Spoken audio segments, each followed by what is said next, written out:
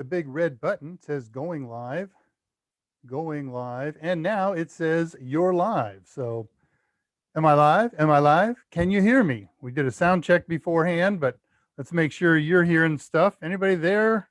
Can you hear me? I see a number of people here. Siegfried, who checked in at 1 o'clock this morning. And Tulowitz here, and I'm here. Alan Duggar's here. Thank you, buddy.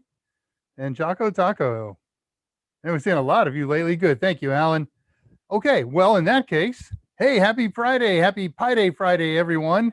This is an amazing Friday. We've got all kinds of things going on Friday and the weekend. We'll fill those in as we go. But let's get started for the huge pile of people that are here right now.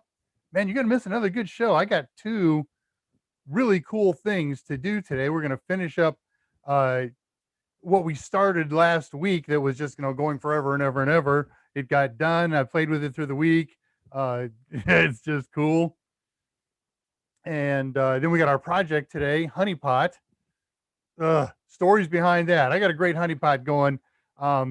It's not the one that I had in mind. And reading this morning, the one that I had in mind might have actually been doable, but I abandoned it at some point because it looked undoable. So I'll fill you in on that. So it is Friday Pi Day. I am Dave Rush. I am the senior instructor at Total Seminars, who is operated and run by a couple of gents, one whom you don't know, and the other, which everybody in the world knows, Mike Meyers, our famous author and computer guru and alpha geek. He does a couple of AMAs each week on Monday and Wednesday at 2 o'clock Central Time, and he's been very kind to allow me to take this time on Friday to do our little presentation here, which is all about using the Raspberry Pi. And we use the Raspberry Pi in a number of methods, I suppose. Excuse me, dry mouth already. Our goal, as far as all these AMAs, is the same. We want to help people prepare for CompTIA exams. So Mike does it by doing presentations on topics and by answering technical questions. I do the same thing. I'm open for any kind of question on CompTIA, computer technology, peripherally related. Actually, I'm good for just about anything other than religion or politics. And if you catch me outside of this forum, I'll talk about religion and politics too. But what we're really trying to accomplish here is how to use the Raspberry Pi computer. I'm suddenly feeling the need to have one in my hand. And here, I got 24 of them right here behind me. They're probably going to fall if I do that. Okay. But we like to talk about how to use the Raspberry Pi as a tool in preparation for CompTIA exams. What can you do with a Raspberry Pi that will help you prepare for and pass the CompTIA A+ exam, Network Plus, Security Plus, IT Fundamentals, and some of the other things out there. They're great for crypto labs and things like that. Sometimes we do things that are very directly related to an objective. Today's, I didn't even look up the objectives. Oh, absolutely. Absolutely. A Sec Plus objective, to be sure, to a lesser degree, Network Plus. They don't get into this in A+, but that's all right. Once you've seen it, you got an idea of how to do one. And as I said, there was one that I had in mind that I abandoned, but now I'm having second thoughts about. So I'll look at that this week and try and do an install with one with this possible improved method that actually works. And if that does it, I'll do that next week. We'll do a different honeypot, a honeynet. This is supposed to be a honeynet day, but it's turned into a honeypot day. Sorry. And if it doesn't look doable, I'll abandon that. And I have another thing on tab for us to do next week. We're going to use gadget mode on the Raspberry Pi Zero. Gadget mode is where you take a USB port, and normally a USB port on a computer is designed to connect to some peripheral device, a hub, a mouse, a keyboard. What did I have in mind when I started that thing? Something cool. A storage device, right?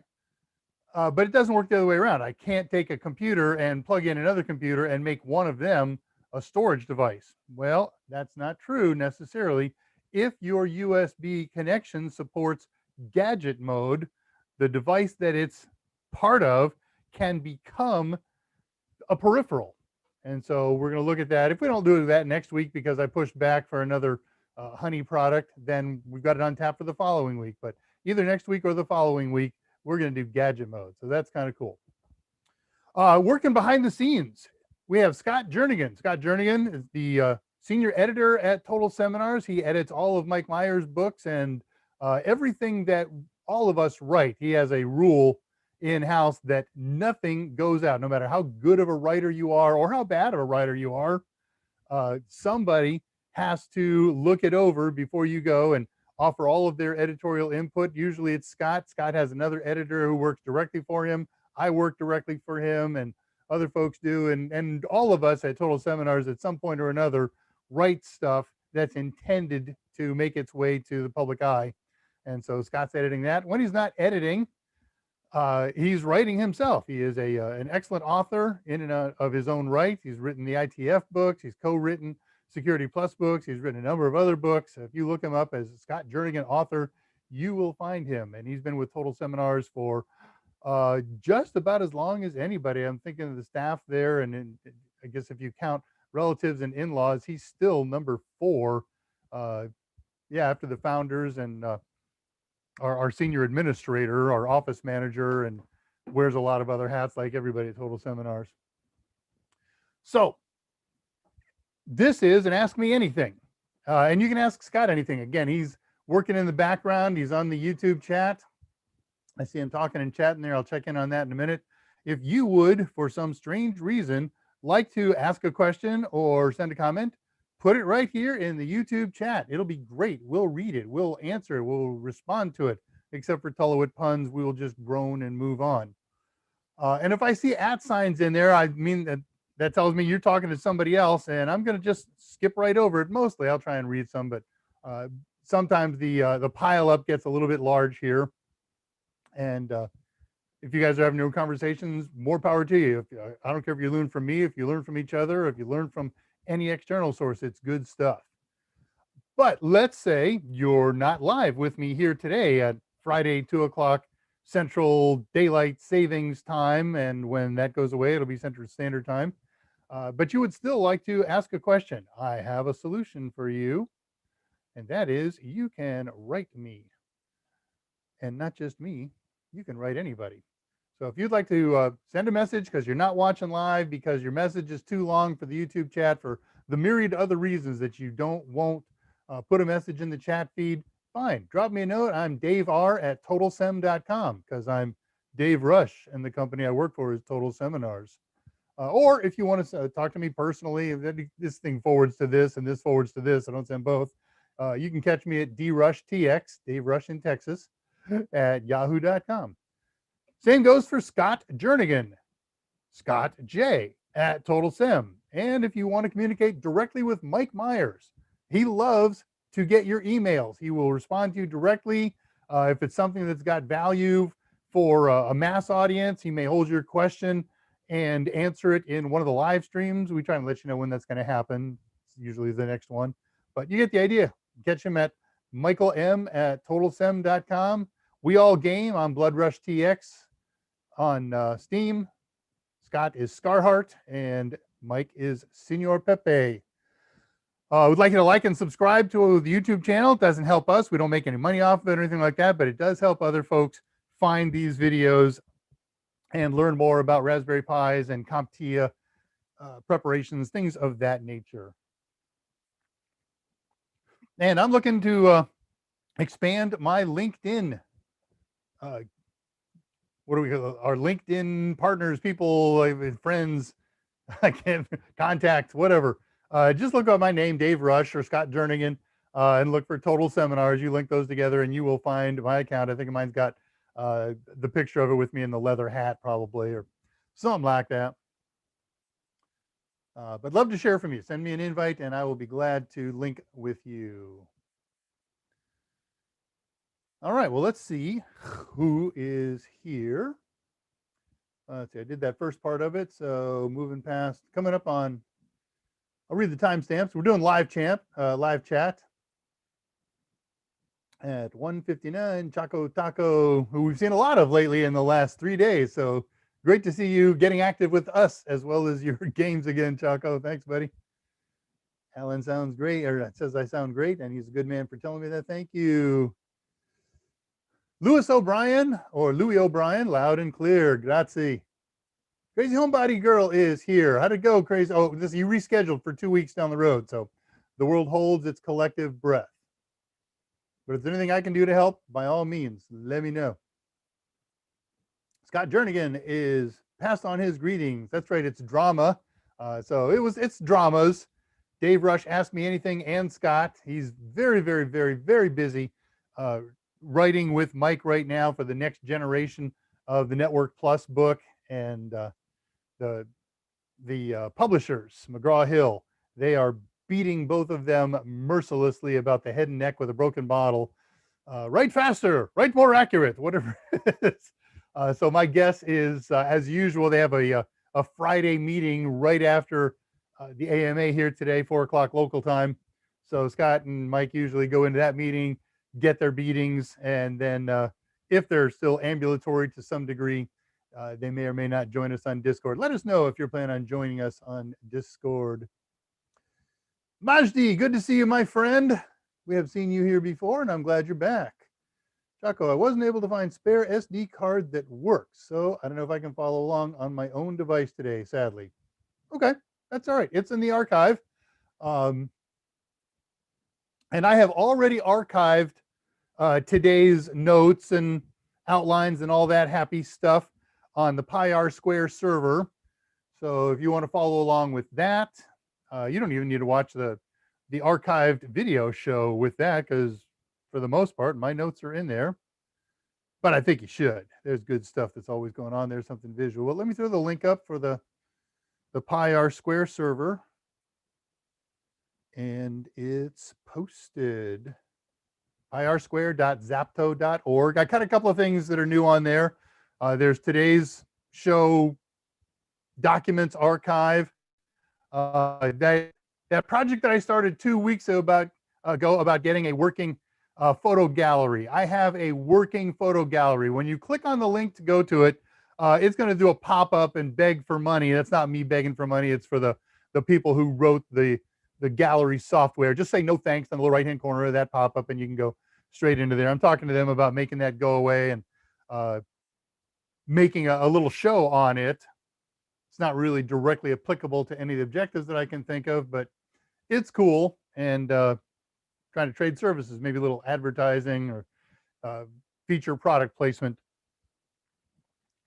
in exchange for the pop-up to go away. There's another way to make the pop-up go away, and that's to send them a check, right? Let's see. Majdi, I ordered exam practice for Core 1 and 2. And when I log into my account, I only see 901 and 902 instead of 1001 and 1002 A+. Okay, so I can't help you directly. I have nothing to do with the sales thing, but I can tell you, and Scott's going to post this message. He already did. So you're going to communicate with Mandy Meyers. You can send a message to our support people. You'll see there's a support link on that page with the practice test questions, and let her know what happened. And I think if you just, you can send it to Mandy M. Scott posted this at 2:07 p.m. Mandy M at totalsem.com. She will help you out. She can help you out. Hello, it. I hope you're not insulting anybody with that. Okay, that was for me, the way I write. Gotcha. Yeah, that's, other than my occasional pause and lack of sleep, I worked till 3 this morning on the project and got up at 7. So I'm foggy and groggy, and I'm saying a few times and things like that. But by and large, I tend to think that I'm reasonably well spoken, and I write the way I speak, except unfortunately my brain is faster than my fingers, and I just think I'm so good at writing that whatever I've written must be perfect. So I never go back, or seldom go back and reread. And then on those horrible occasions when I do have to go back or get to go back and reread, it's like, oh my God, thank goodness I sent that to an editor, or, oh gosh, I didn't send that to an editor. I got to start editing.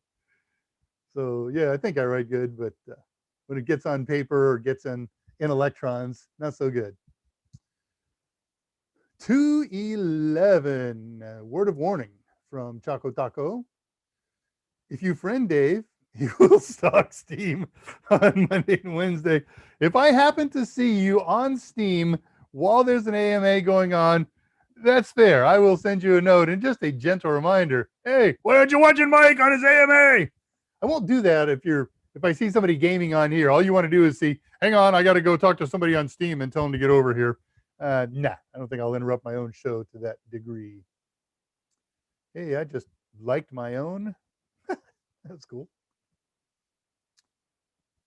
At 211, Tullowit talks to Scott about black magic. Because as we all know, Tullowit is a warlock as his side hustle. Go to him and have a spell cast on someone that you want to fall in love with you.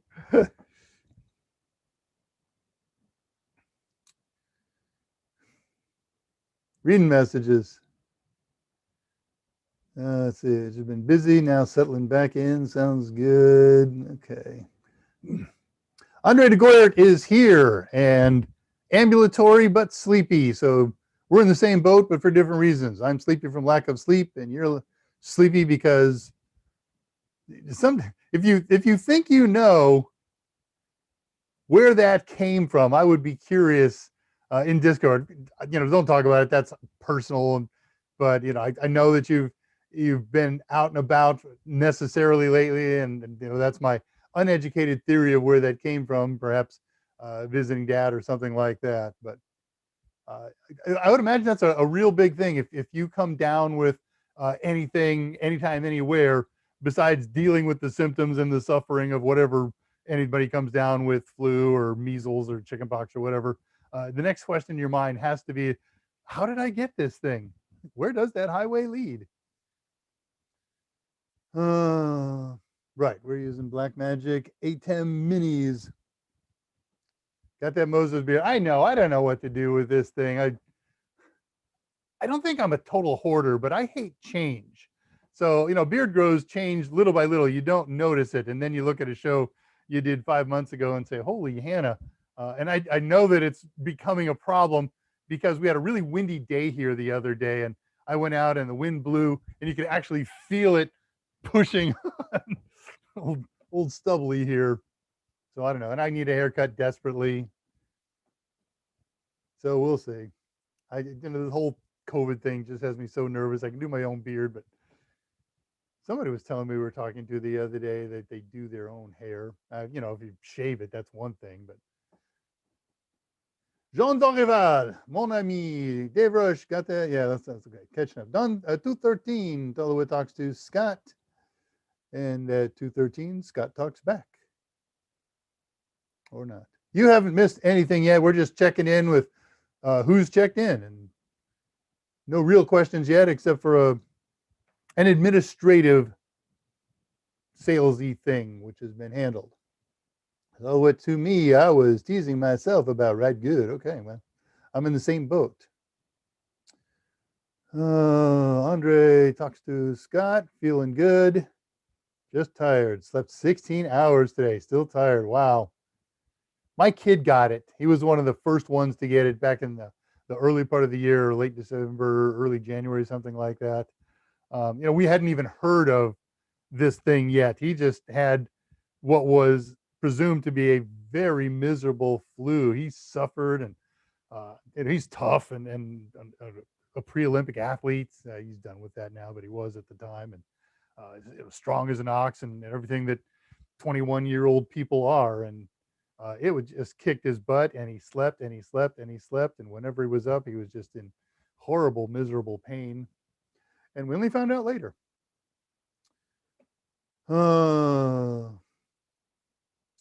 Reading on 217 for people who missed it. Andre's got Mexican beer virus.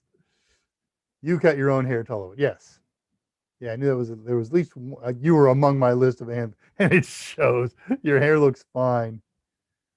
All right, well, that gets us caught up then. So let me go into Uncle Outline.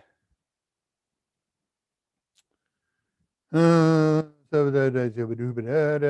Scott's monitoring the YouTube and looking for scammers and spammers and terrible. If you're keeping track for no good reason, this is the 38th in our series of dramas. And it's part of Total Seminars. Here Fridays, we do AMAs, and I cover all that stuff now. It's all part of the pattern. I don't have to read it anymore.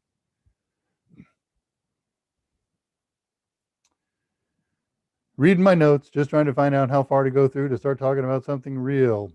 I remind everybody of this every time, but no, there's always a new face. There's somebody watching on the archive. So while we do Raspberry Pi projects here, you don't necessarily need a Raspberry Pi to do many of these projects. The project that we're doing today does not require a Raspberry Pi. We're going to set up a Honeynet, and it'll work on there are versions of the Honeynet we're using today that will actually, this one's generic. It's Python based, so it doesn't care if it runs on an ARM based system or on an x86 AMD based system. All it needs is a Linux operating system that understands Python, and they all do, or it's very simple to add Python support to them. So you could set up a virtual machine. You could take that old computer that's been in the closet for a decade and you just don't have the heart to throw it out. Wake that guy up, smoke the hard drive, and install a copy of Ubuntu or Debian or Red Hat or whatever makes you happy on there. So I guess I can take that out of there. All right. Okay, so as I said, and as I posted, the Pi-R Square thing is loaded. But if you are watching this later, it may not be. So let me share this with you for people watching the archive. I don't have this running 24 hours a day. For now, I run it 24 hours on Drama Fridays, Pi Day Fridays.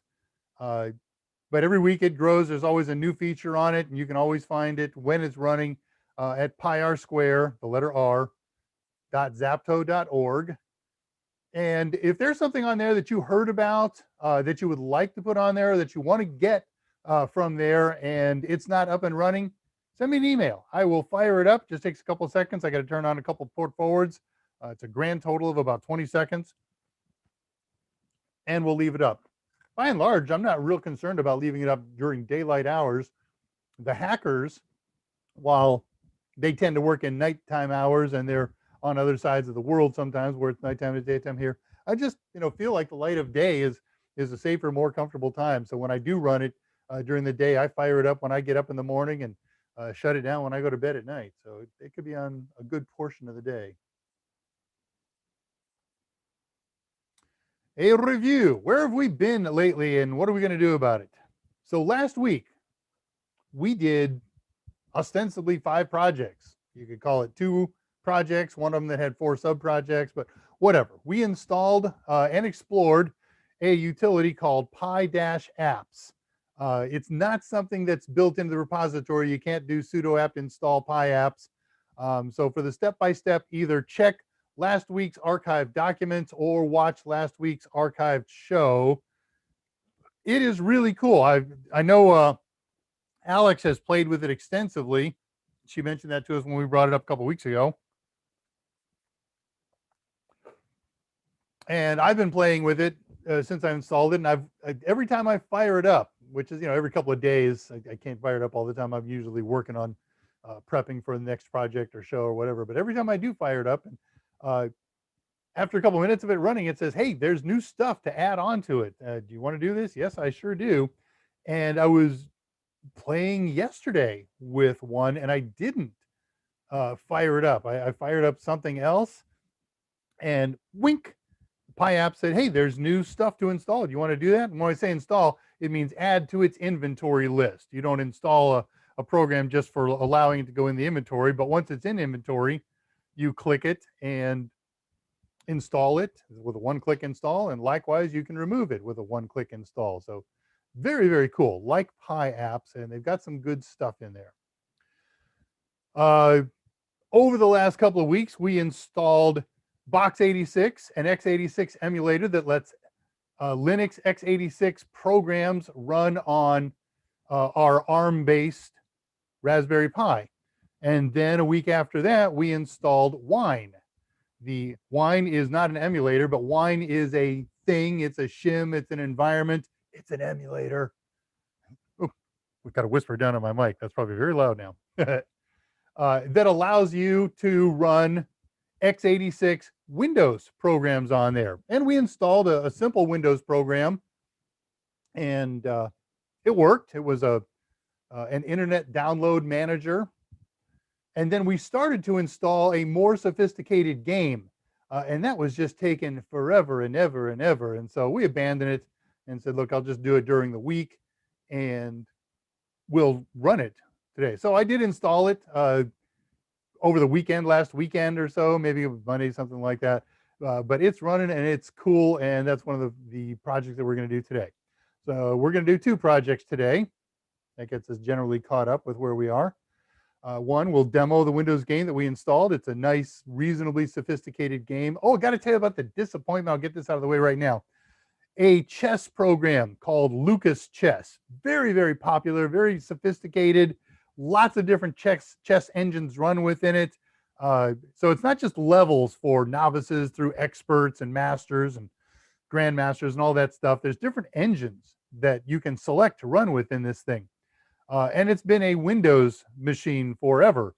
So a port of it was released for Linux this week. And I was reading an article. It runs on Ubuntu and it runs on, I don't know, Arch, I think. Yeah, Arch was the, so I said, hey, I got Wine running on my Raspberry Pi and I got Box 86. I'm going to install that thing. And so I did, and it choked miserably. And I reported it to the author, and usually something like that happens and I'm really interested in firing up. I'll ask if I can work with the author and maybe we can make it work together. But this one, it's a new release. He's going to have a ton of support issues just dealing with it on x86 Linux boxes. So I let him go, but I gave him the report. So disappointed though, but I did immediately fire up after that my Ubuntu virtual machine and loaded up in there and played it like a dream. And man, that was just cool. Okay, so back to what we're going to do today. We've got our Razbox computer. Razbox has Box 86. It has Wine on it, and I've installed this fairly cool, a little bit older game, but it's graphically intense, and it's got really, really good stuff, and I've been playing it on and off through the week. So I'm just going to fire that up. I'll show you a couple of screenshots of it. We'll get it started. It takes a minute or two to load. Sorry about that. And okay, and then we'll be done with that. And then, of course, we do our main feature project of the day. How are we doing here? Coming up on the half hour. And that's going to be installing and testing a Honeynet. You won't be able to do this with me in real time. There are 2 10-minute installation pieces. There's also something that you've got to do beforehand, and that's log into dshield.org. You have to create an account at dshield.org, make an account, set a password, and then once the account is made, they send you an email. I'll go through all this again in a second with a confirmation link, and you use the confirmation link, and then you log in, and then you go to a place in your account that has a secret code, and you have to copy that, and you're going to need that in order to do the install of DShield later. So that takes a couple of minutes. And if you do that now, at least it gets a start on it. But if not, do this sometime after the show and follow the steps in the archive. What just happened there? Okay, that was cool. Or use the archive documents that you can download from pyrsquare.zapto.org. All right, that catches me up on that. Let's go see who's talking while that's all happened.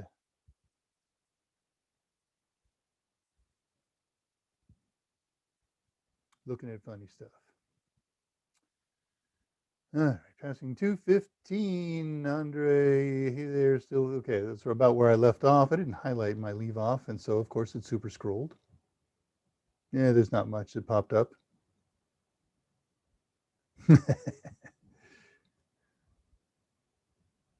Reading messages, passing 221. Chaco and Andre talking together. Andre retracts message where he wishes the Mexican beer virus on everybody so we can experience what he's experiencing.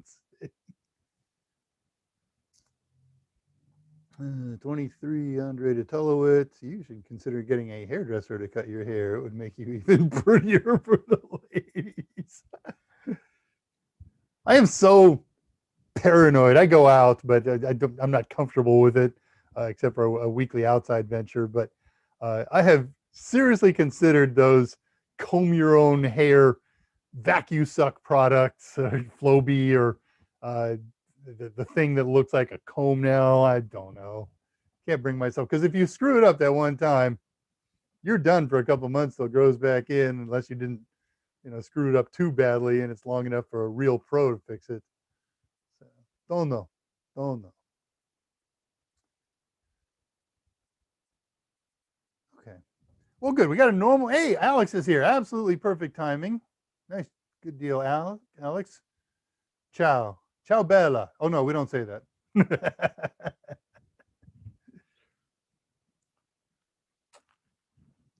All right, so let's move into interesting news, tricks, and techniques of the week.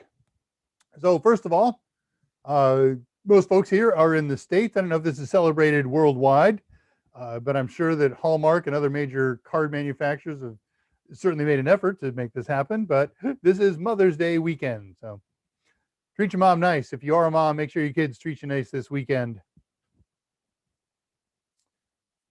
And, don't give her COVID. Item next. Today in the United States, and I think this is a U.S. recognized thing only, and it is not, I believe, subsidized by any card companies. It is National No Pants Day.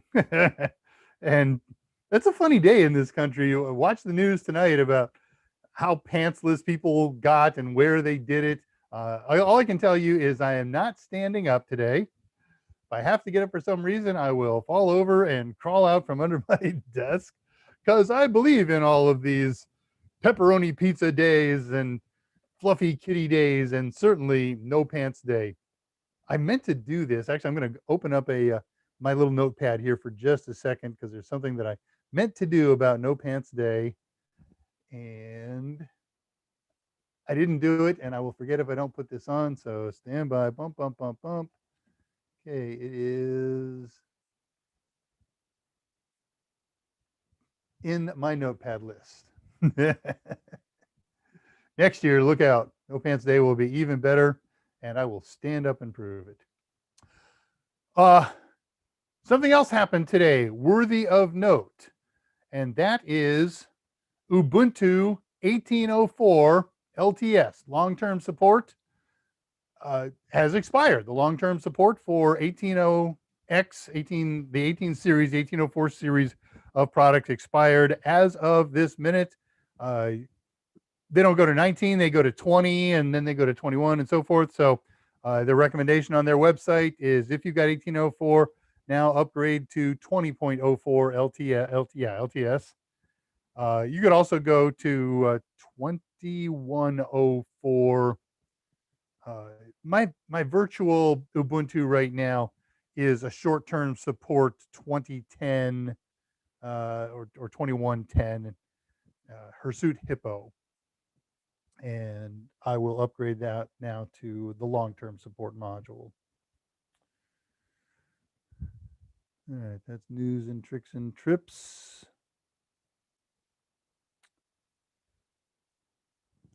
I did a project this week that I was doing some testing on, and I want to show it to you. I'm not going to recreate. Do I want to recreate it? Yeah, I can recreate this. So let me connect real quick to this server, this Raspberry Pi box.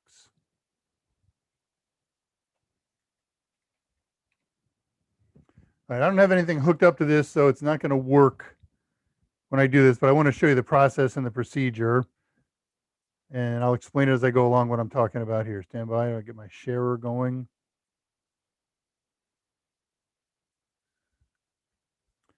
Okay, here is a Raspberry Pi that we've been using for a very long time as part of this series. Used to use it, and then blow it away every week. And at some point, I kind of stabilize and I've let pieces get added to it without smashing it away. I installed PyApps on here. I think it's got the most current thing, but I'll give it a quick run here. By the way, when you double click this, you don't have to execute it in terminal. You can just say execute. And I'm going to let it just sit there for a moment and see if he talks about upgrading. If he does, I can show you how to do that. I expected more. All right, so now I'm going to open up Internet here. You double click on things to open them in PyApps.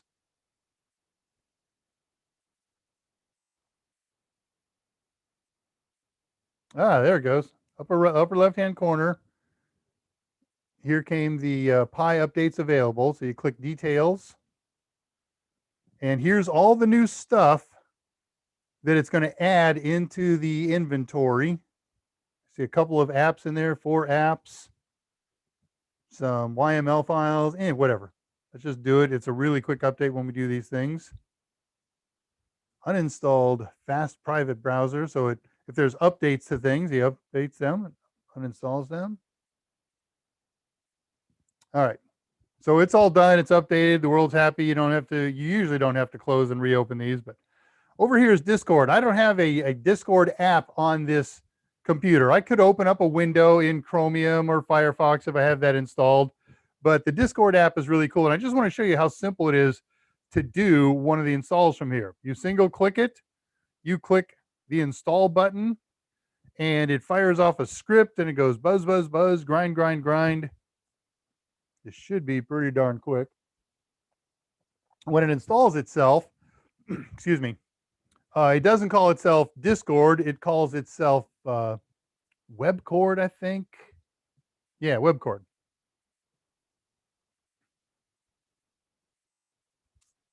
There we go. So when this thing gets to 100, there's a little bit after that, and it's done. I'll stick around with it. Unpacking WebCord. Preparing to. This is a Spaceball scene. Prepare to go to light speed. Prepare for ludicrous speed. Why are we always preparing? Just go. And so it holds there. All right, I'm going to unshare until that's done because what could be more boring than waiting for the 20% hump to get leapt over? So the way that thing finishes up is it counts to 100%. It does one or two, a few more seconds after the 100%. There goes 40%. There goes 80%. And Discord installed successfully, closing in 30 seconds. So let's go back and reshare. That should take a full 30 seconds, right?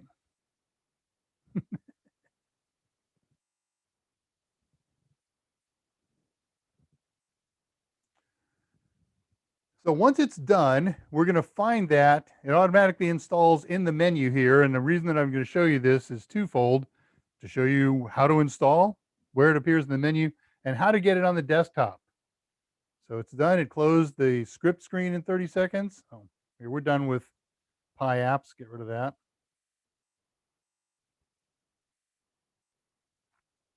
And go to Internet, and there's WebCord. If you want to launch it, you just single click it. But I don't want to launch it right now because it just kind of looks like an enclosed little browser with all that stuff in there. But I'm going to right click it here, and I'm going to click Add to Desktop.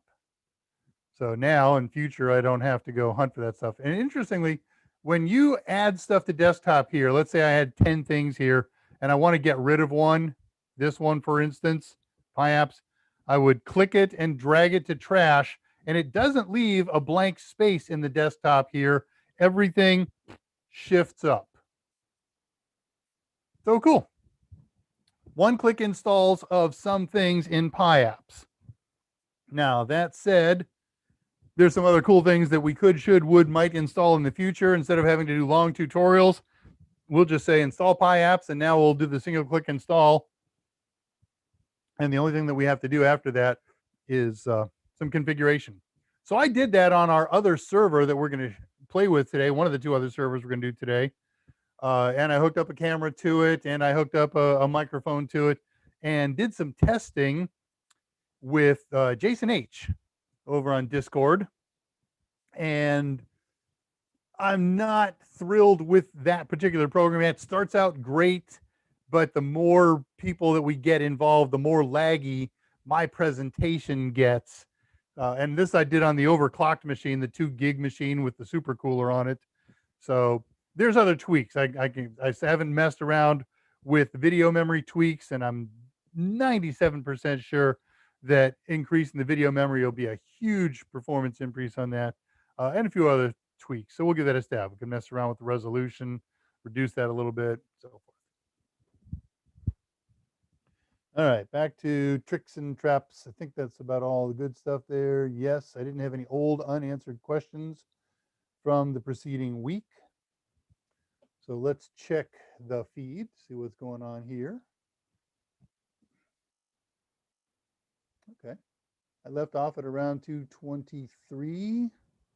Oh, super scrolled, you jerk. I love YouTube, I really do.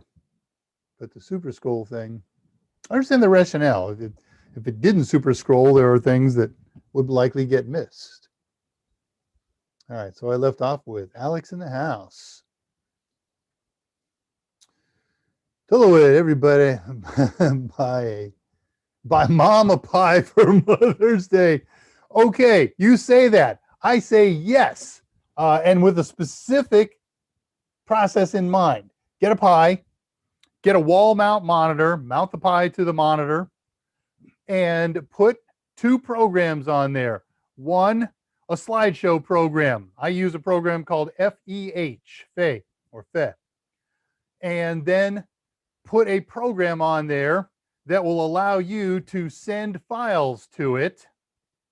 And she will always then have updated slideshow of whatever pictures you want to send. I think that's a really cool thing.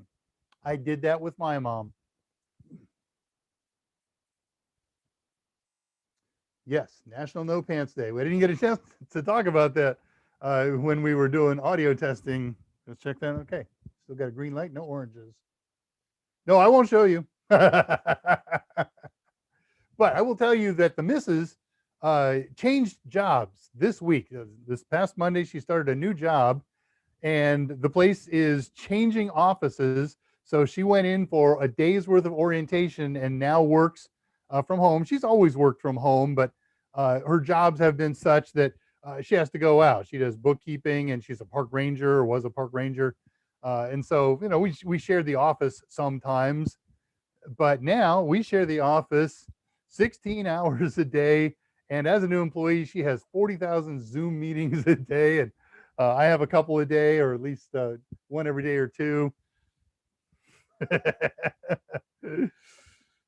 Our marriage has been tested. We're done 35 years this October, so we can get along, but it's just not convenient for us both to be yammering away while we're trying to do these kinds of things. So she's left the office and moved to the kitchen because she's on a Zoom meeting today, this moment. It was only going to be a few minutes, and it's been almost an hour now. All right, reading more questions. Passing 232. Dave is wearing juicy knickers. I should pick those up from Mike. That'd be great. Does sweats count as no pants? Ooh, 2112. I played that so much in college that I almost wore myself out on it. I'm totally worn out for a related reason on anything from Led Zeppelin. It comes on whatever audio source I'm listening to, unless it would offend somebody that I'm with listening. I guarantee it's going to get changed. And I know they're great and they're wonderful and powerful and all that, but just can't do lead. I got leaded out, but it's just that close on 2112. I had 2112 on 8-track, and I had taken an 8-track player and made it playable. It was a 12-volt 8-track player for a car, and I made it playable in my dorm room because that's the kind of stuff I do and did, and I wore that tape out. I'm not sure what I said that triggered that. Looking back through my own messages. Okay. But I'll be looking for 2112 quotes now. Nigel's here. Nigel, I didn't get a chance to mention this to you the other day. You were in the right place at the right time, and I hope you had clear skies. There was a great meteor shower. Not Ariads, it won't come to me, I'm gonna lose the name, but it's the meteor shower that we get every year from the leftovers of Halley's Comet. Last time Halley's was here, I think it was in '86, but it was mostly only visible in the southern hemisphere. So hope you got a chance to see that meteor shower. As many of you know, I'm a real big Skywatcher fan for those kinds of things. Man, that was really cool. When there was good meteor showers going on when I was flying, especially at altitude, uh, if I was in the right seat, then I would ask my captain, hey, can we kill all the lights in here and check out the sky for a little while? We don't need to be paying attention to all the lights. And if I'm on the left seat, then I was informing my right seater, we will be turning off all the lights for a minute while Captain Dave looks up and checks out for meteors, at least if we're facing the right direction. So, love that stuff.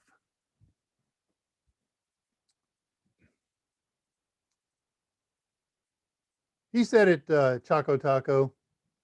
Andre has the bug.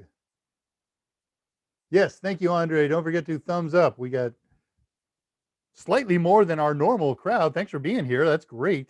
And only 5 thumbs up. So a couple more would be wunderbar. I did this. Oh, now 9. Never mind. Mine's not updating. If I click it and click it again, it updates. So that's helpful. Half the people or so. Macrame, macrame pie art. Oh, that's so cool. Make a macrame case, a macrame cover over your case that's already well ventilated, right? Lead. Yeah, you were the one who asked Mike if he liked lead the other day, and that's what got me reminding. Rush rules, darn right. That used to be like a stock joke. And Dave Rush? Have you heard of the group Rush? Yes, I've heard of them. My old friend Getty Lee called me one day and said, I'm forming a band. Do you think you got a good name for it? And then Neil died, who we all called Neil Peart for 40 years. And then suddenly he's dead, and we have to call him Neil Peart and say things like, sorry, he's dead. I was listing Ubuntu distro numbers, so I tossed in 2112. Okay. That's all right. I never even made the connection because I get focused. Well, 24 people. I think everybody here is a regular probably, but maybe not. There's always 1 or 2 new faces that haven't checked in yet. And by the way, if you're a new face, send a message, say hi, say your first time here, and we will welcome you with open arms. And we will do it again after the show on the unofficial Total Seminars Discord channel. Our good friend Jose Braden set up a Discord channel to talk about Mike's AMAs and Mike and Total Seminars. And later this got included, and it is growing by leaps and bounds. I think he started around 8 or 9 months ago. And there was 2 or 3 people went over when he posted it on the AMA, and we have nothing to do with it. We are just participants like everybody else. It's Jose's channel. He does his things. It does have Mike's picture on there, so it's easy to recognize. And the growth factor, I believe we're going to break 200 if we haven't already in the next couple of days. And that's fairly sizable for Discord. So Scott's going to post. No, he's not. He's busy, but I got it here to make life easy. I'm going to post a link to the Discord channel right here on the YouTube feed. Because what happens, it's open and it's operating 24 hours a day. There's people watching it 24 hours, myself included. If you at Dave Rush on there or Dave R, whatever the heck I am on that thing, my system will wonk. And if I'm sitting beside it, there you go. You posted the link. I just posted it. Sorry, I didn't get far enough ahead. So it's posted up there twice from Scott. Feel free to join us over there. These weeks are now long-term links. They're lasting at least a week. And I'm thinking, perhaps even a bit longer. I'm not sure when the last time I posted this. What is that? Did you copy paste that? Oh, no, you posted it there. Okay. Well, I like the medieval spelling of link on the back channel. But I was going to do something else. So let me go over here. Yes, that is the place to go. I have something to share with you. Just because I can. Bing, bang, share. And so in addition to it being on the link, If you're watching this on the archives, this may have already, the YouTube chat may have already slid past, and there comes a point that it scrolls off screen or isn't preserved. So you can pause the screen when you're watching the archive right here and right now, and then go to this. If the link is expired, you'll still get to Discord, and you can do a search for the unofficial Total Seminars, or maybe just search for Total Seminars. There's lots of ways to find us. Then you go there and just click on the invite button and you'll be approved. Jose's got that all taken care of. Beg your pardon. Wow. YouTube is such a funky interface. All right, is that complete? Yeah. So I'm up to projects in here. So let me answer final questions before projects start, and then we'll do projects. Did I just get really fuzzy? Yeah, looks okay now. Reading the last of the questions until we get caught up. Hey, Tulowit's working again. Passing 235. I'm glad Dave doesn't have a shirt up today. I'm out of shirts. I'm not going to put anything up there. I'm not going to recycle. There are concerts. The missus and I got together a couple of weeks ago, and we made a list of all the concerts that her and I have gone to for which we don't have shirts. And that includes a Weird Al. If you haven't been to a Weird Al concert and he tours again, go, especially if you're my age or somewhere thereabouts in the low 80s. I could not stop grinning. We took my son, we took his friend, they were early mid-teens at the time, and they just had a great time because Al is kind of timeless. I was listening to an Al song on the radio the other day. This is how you know you're old. I have no idea what song he was spoofing, but it was the ultimate indicator of age. But we're at this concert, and I could not stop grinning for 2.5 hours. It was such good stuff. Okay, scanning today. It's difficult to scan and pun simultaneously. Get your priorities in order, man.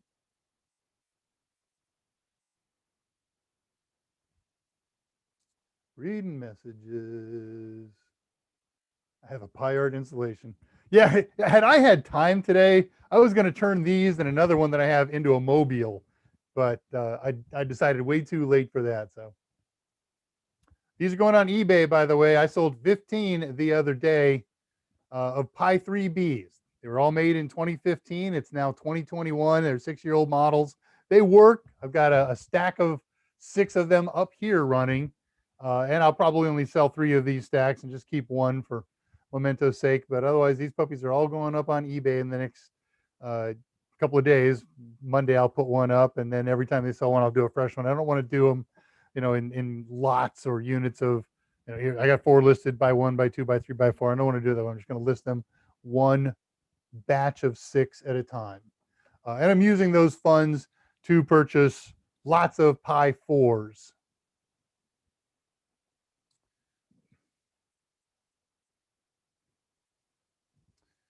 Reading questions.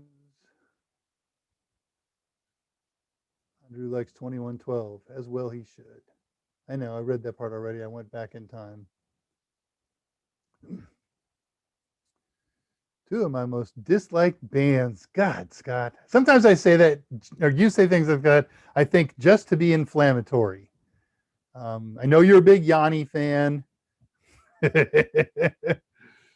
And who was the other Yanni guy that all the women loved? You'll come up with it. Okay, we got links. He got links. New guy here. Yeah, I thought Lewis is a first new time. So glad to hear from you, Lewis. Please join us on Discord afterward. The way that works, we tend to, Mike and Scott and or I, when we get done with Monday, Wednesday, Friday AMAs, we go over to Discord after, in my case, a couple of minutes of cleanup and little getting dinner in the oven or whatever. And then we go in with cameras and mics, and we ask, if you're interested, do the same. We'd love to see your faces. We just have kind of roundtable discussions. But even if not, we're watching the chat feed and answering questions from there. So please join us on Discord today. I will be on Discord after the show. I was on Wednesday for a change. So Andrew sent me. Okay. You're friends with Andrew? I'm not sure we want you to go then. Nah, Andrew's great. Really enjoys his presence there and here. I didn't get to tell you my rabbi joke yet, Andrew. I have a good rabbi joke. Here I am. That's a good biblical reference. Hello, new guy. Right, everybody's welcoming you. We got a lot of out-of-country folks here. Don't know if you're out of country, Lewis, or if you're in the States. That's okay. You don't have to tell us. But we're all desperately curious. Halcyon 126, greetings. First time here with Dave Rush. Thank you, Halcyon. I just say, because I think I've seen you on Mike's AMAs before. I know I've seen a Halcyon. It might have been 124. He may have been a different guy. Yes, I crack myself up. We happy few, we band of nerds. Okay, thanks, Scott. It looks like I'm coming up on a real question to answer, and Scott's got some help for me. So as soon as I get there. Passing 251 and Talbot and gentlemen in England now abed. Yeah. Yeah, I missed him on in the last couple of days. I expected to see him on Discord when I was poking around in there. I did a couple of texts and I was working with him and Jason trying to do my Discord testing on the Raspberry Pi. And by the time I was ready to go, he had to go back to work or go back to bed or whatever he was doing. But Jason H was there to help me out. Okay, difference between PKCS 7 and 12. Alex, what are you doing to me, man? I got an hour presentation and you want to throw one of those out. All right. PKCS, Public Key Cryptography Standards 7, used for SMIME. We'll do that in a second. 12 can handle multiple certificates to establish client version 12. So it's version 7 and version 12. So they can establish client authentication. So it goes like this. Let's talk about SMIME for a minute. Secure MIME. MIME was a technique invented ages ago, back in the days when the internet was new, email was new, and people wanted to send images, except we were only using standard ASCII. You couldn't send an image in not EBCDIC, in the updated 16K version of ASCII. There was no special characters or anything like that. So they came up with a technique where we could use 7-bit bytes, which only had the first alphabetic and numeric and punctuation characters. But those could be used to be converted to and from images and things that weren't text. And then later on, a secure version of that was developed using a public key cryptology standard found under PKCS 7. Well, that's been around for a long time. It's worked well for a long time, but security protocols, of course, have extended, enhanced by then. And so we're on version 12 now of PKCS. And one of the really cool, awesome, amazing features about it is the ability to, with a single process, handle multiple cryptographic negotiations, communications, things like that. So that's what version 12, among other things, brings to the table over version 7. It's short and quick and sweet. If I can give you something longer, better, catch me in, excuse me, in Discord, and we can talk about it greater. But I hope that helps. And thanks to Scott, who has been writing about, of course, Sec Plus in very recent past. He and Mike just finished the new Sec Plus book. That's Sec, S-E-C. Has nothing to do with No Pants Day. Yanni, not me. Yeah, Yanni, Zamfir, not who I'm thinking of. Michael Bolton. There you go. Thank you. Michael Bolton and Yanni.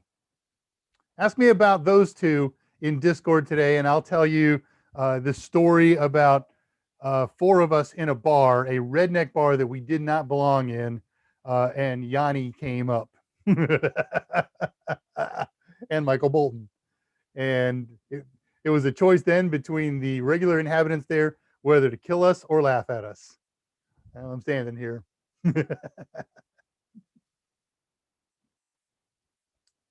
Andrew, imagine getting Zamfir instead of Chuck Mangio.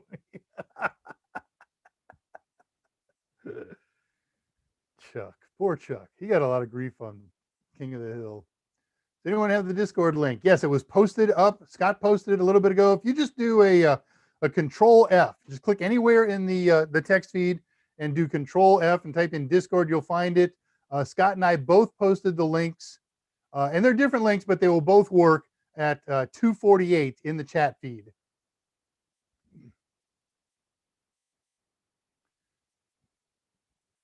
Reading questions. Passing 252. Scott Wolf. Alex, he used to play some stuff on his piano. Well, that's interesting. Yeah, Andrew. Nigel. Talking to, oh, I missed that one. Mothered Animal. Oh, there it is. Okay, here's the one who asked about the Discord link. There we go. And Lewis is out in Lost Wages. Good for you, man. It's good. It's a fun place to visit. Cannot wait for it to safely open up again. We got plans. I have never gone to Vegas for fun.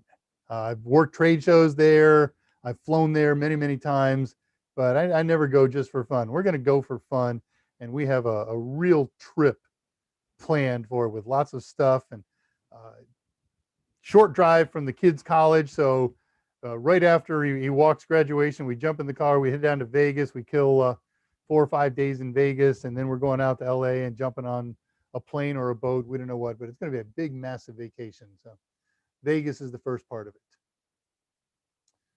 GPS is using satellites. Is there a specific number for the satellite? I'm not sure what you mean. You mean the number of satellites? Do you mean, are the satellites numbered? They are. I need a more specific question. There are, from some research that Scott done, presently 31 in orbit. There are spares up there. There are hot spares. There are even non-satellite GPS elements on the ground for what they call lays and ways that enhances precision used primarily in aviation. So if we're doing instrument approaches with GPSs, we can do a non-precision approach using a WAYS system, wide area augmentation system, or a LAYS, which is a local area augmentation system. That's when you got a GPS thing right there on the airport grounds. So it's going to be very, very accurate as a reference point for your airplane. And GPS isn't the only GPS game in town. The Russians run their own GPS system called GLONASS. And there are even a few receivers out there that get both GPS and GLONASS signals. It's a funny way to spell Somalia. It's a good thing Andrew and Lewis are friends. Yeah. Sounds like you're going to get a visit from Nigel, mother. Jason Helms is here. What up, what up, what up? Okay, I'm glad that helped, Alex. Credit most of that to Scott. I basically read his notes.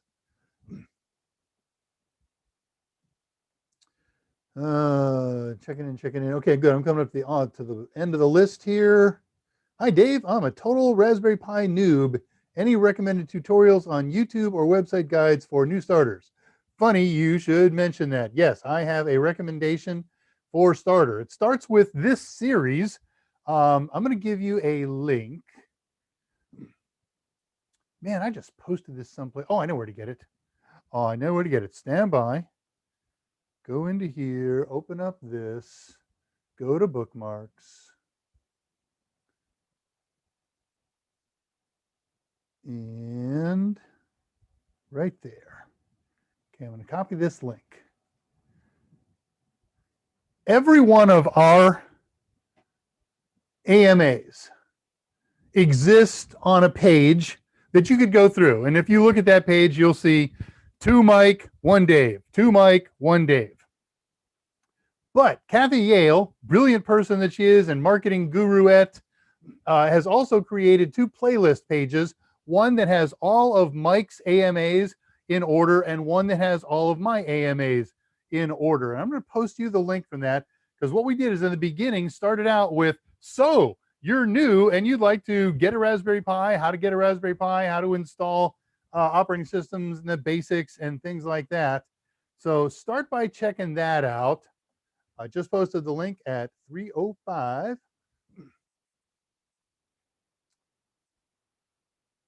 Yeah, you're right. I slid here, but I see comments down farther. So try that, and then join us on Discord, and I'll have some other sources for you if you need them. But that's a really good place to start.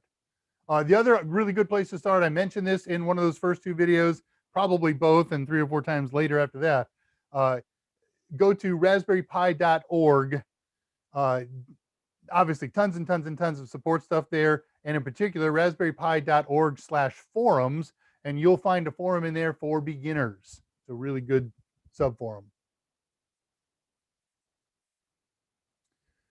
302, Andre, I'm enjoying my attic again. You've been banished to the attic, huh?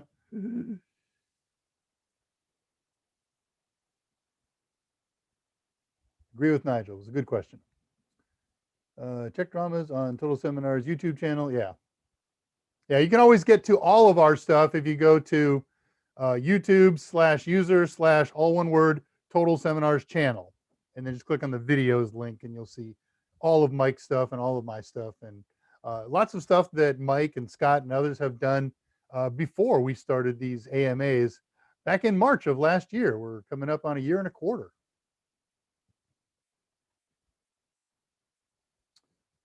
Alex says, GLONASS is Russian. They are very proud of it. It works.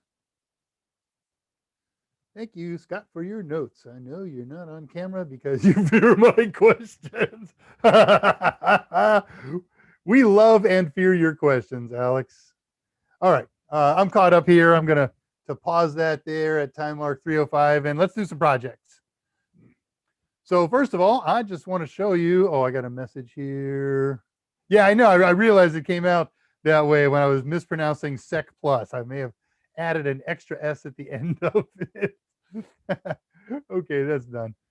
All right, so we did a project last week where we started installing a game on a Raspberry Pi running Box 86 and running Wine, and the installation went forever, so we abandoned it, and it continued to go forever, but it's up and running, so I'm going to show you this right quick. Let me get it up. There we go. Rasbox, wake up, put in the password,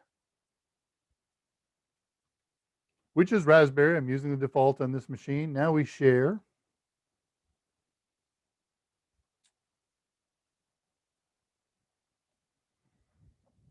All right. So this is not a fresh install Raspberry Pi. We've been running this Pi for a month. We've put some neat things on it. Here's a Windows program, this Internet Download Manager. Here's another set of games that I put on, Totally Tiny Arcade. I'm not going to bother to show you that one. I'm going to show you this one because it's cool. It's got cool graphics. UFO Alien Invasion version 2.5. So we double click them. It's running under Wine, so it asks if I want to execute in terminal or execute. Really makes no difference. So I'm just going to say execute. This is going to be a little slow to load up. I probably should have had it running, but I wanted you to see it. And we're only talking about 2 minutes or so. Hey, look at that. I hope you can see that full screen with me in the upper right-hand corner. Decent semi-modern day graphics. They're very clear on my machine. If they're a little fuzzy, coming across the multiple links that we have to do to get from me to you, so be it. But trust me, it's very clear.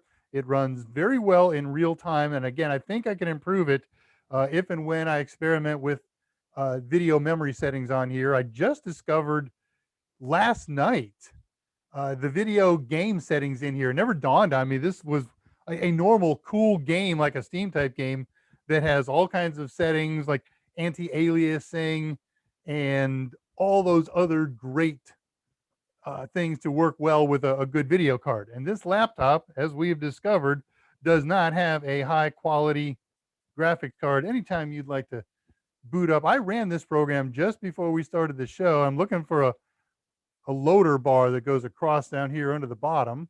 Okay, things are happening. Oh, yeah, that's right. I unchecked in one of the options for that loader bar to go away. So, okay, this doesn't look like super great graphics, but let's fire up a single player game. And we'll do a skirmish. This would also load up much faster if I weren't loading it off a non-brand name, not super high quality micro SD card. I never planned to go quite this far with this server. So I didn't put in a really good high performance SD card in there or external hard drive. Okay, so we've got a skirmish selected. There's options and everything you can go through here. I'm just going to say start game.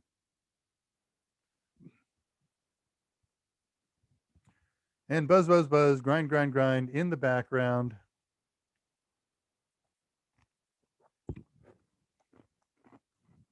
You can tell that it's working in the background because I've moved my mouse. It's that little square block. The plus sign isn't moving, and I'm looking at the micro SD activity light, and it's blinking like mad. Oh, I never even played night version of this. So these, I think, are all blocked until you beat Alien Base. And I've only dabbled in it. Do I want to stop the share and wait? I don't know how long this is going to take. I never timed this. I always start it, and then I go do something else, and I come back, and it's ready to go. How are we doing on time here? 11 minutes after. This won't take long. All right, well, I'll stop sharing for a moment, and I can do something really cool while we're waiting for that. I took some screenshots of some of the pages from this game. So let me fire those screenshots up.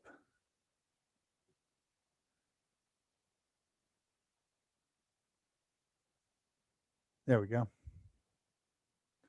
I know you can't see them yet. Stand by.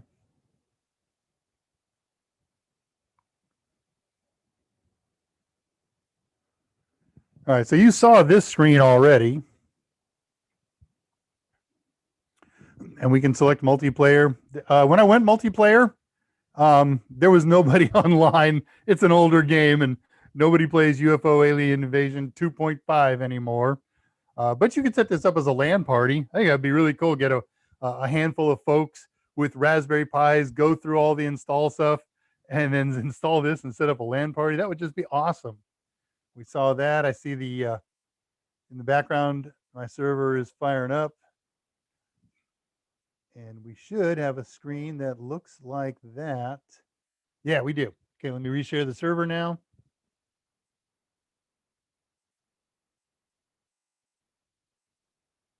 Victory conditions. So we start.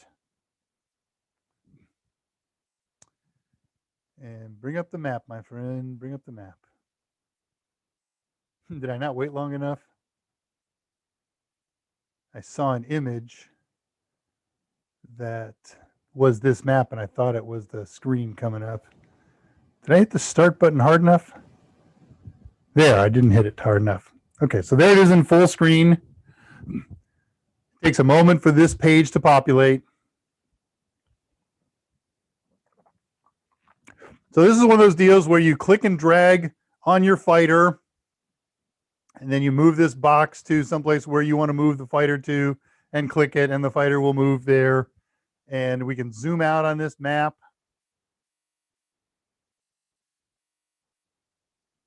Drag it around. One of the really horrible, crappy things, the only thing that I hated about this program is if I want to take a screenshot of this, come here, you. I have to partially minimize the game. What do you? Oh yeah, see, I just did that. I just got burned by what happens here, and then I drag my cursor outside of the game borders, and as soon as you do, it starts dragging the whole game in that direction. Yeah, maybe I can go down here, yeah, and move it like this.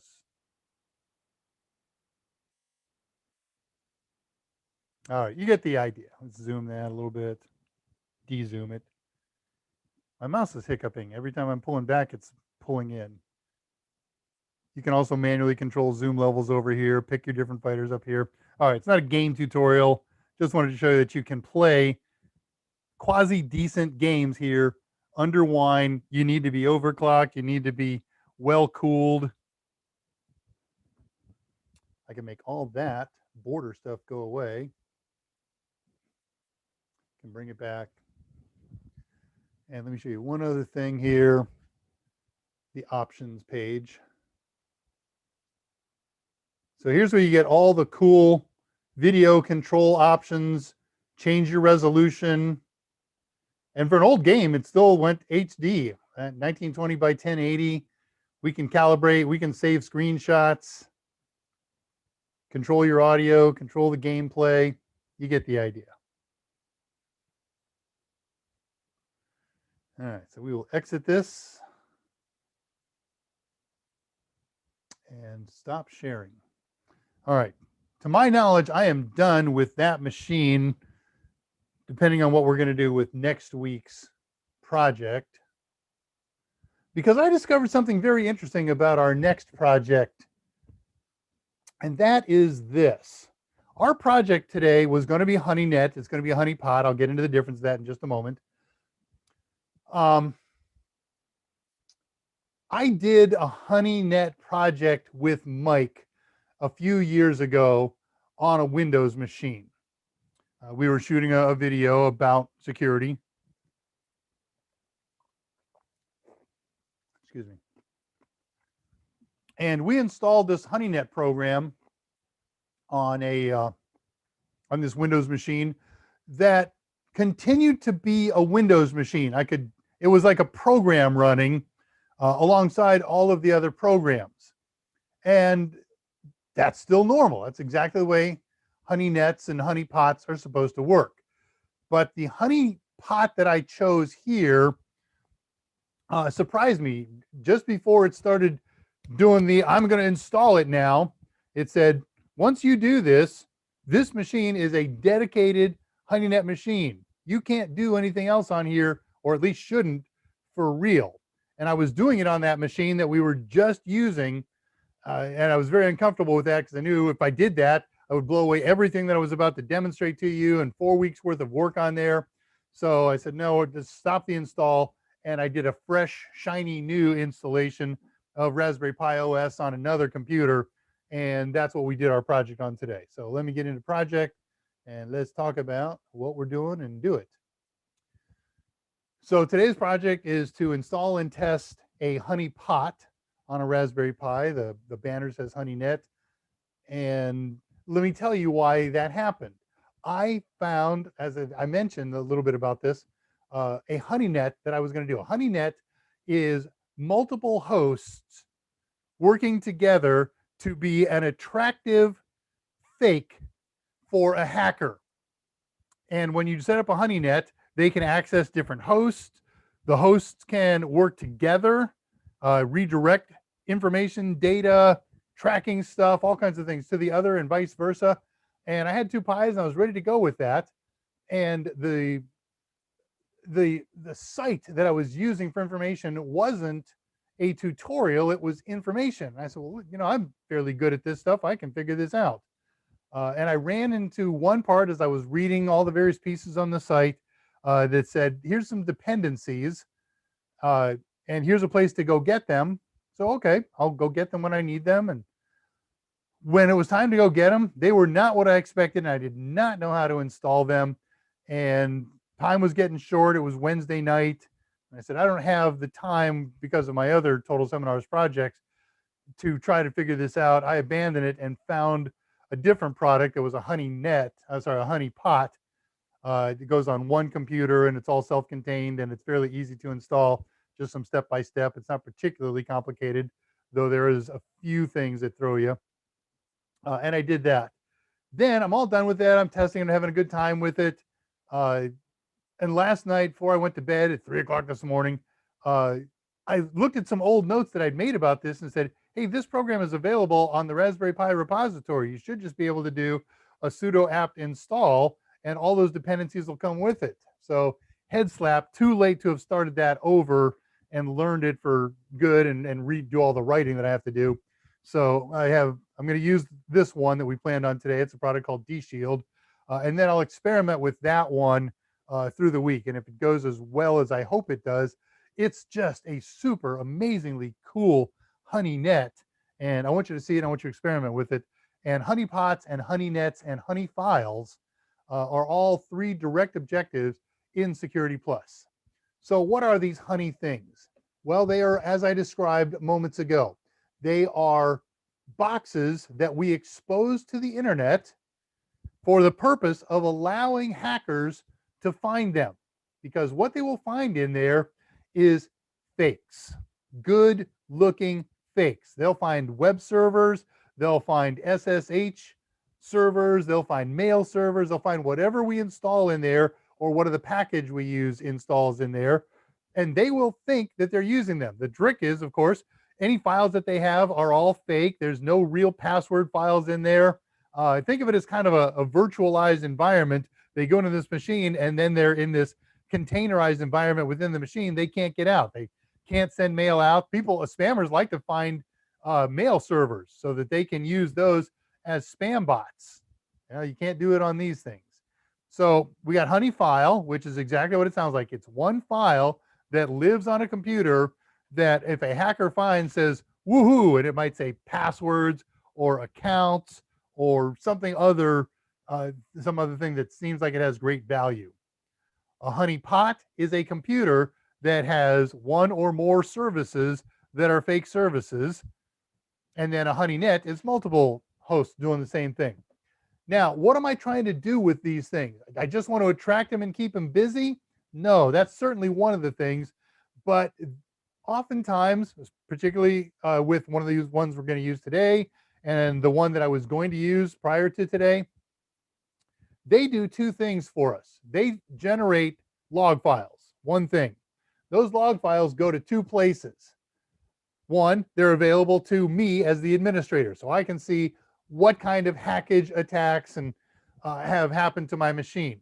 But they also go to a Honeynet project. A lot of Honeynet vendors work together to identify hackers, to learn the techniques that they're using, and provide that information to programmers and operating system vendors and so forth, so that they can pre-defeat these things before they happen. So it's a information gathering system on hackers.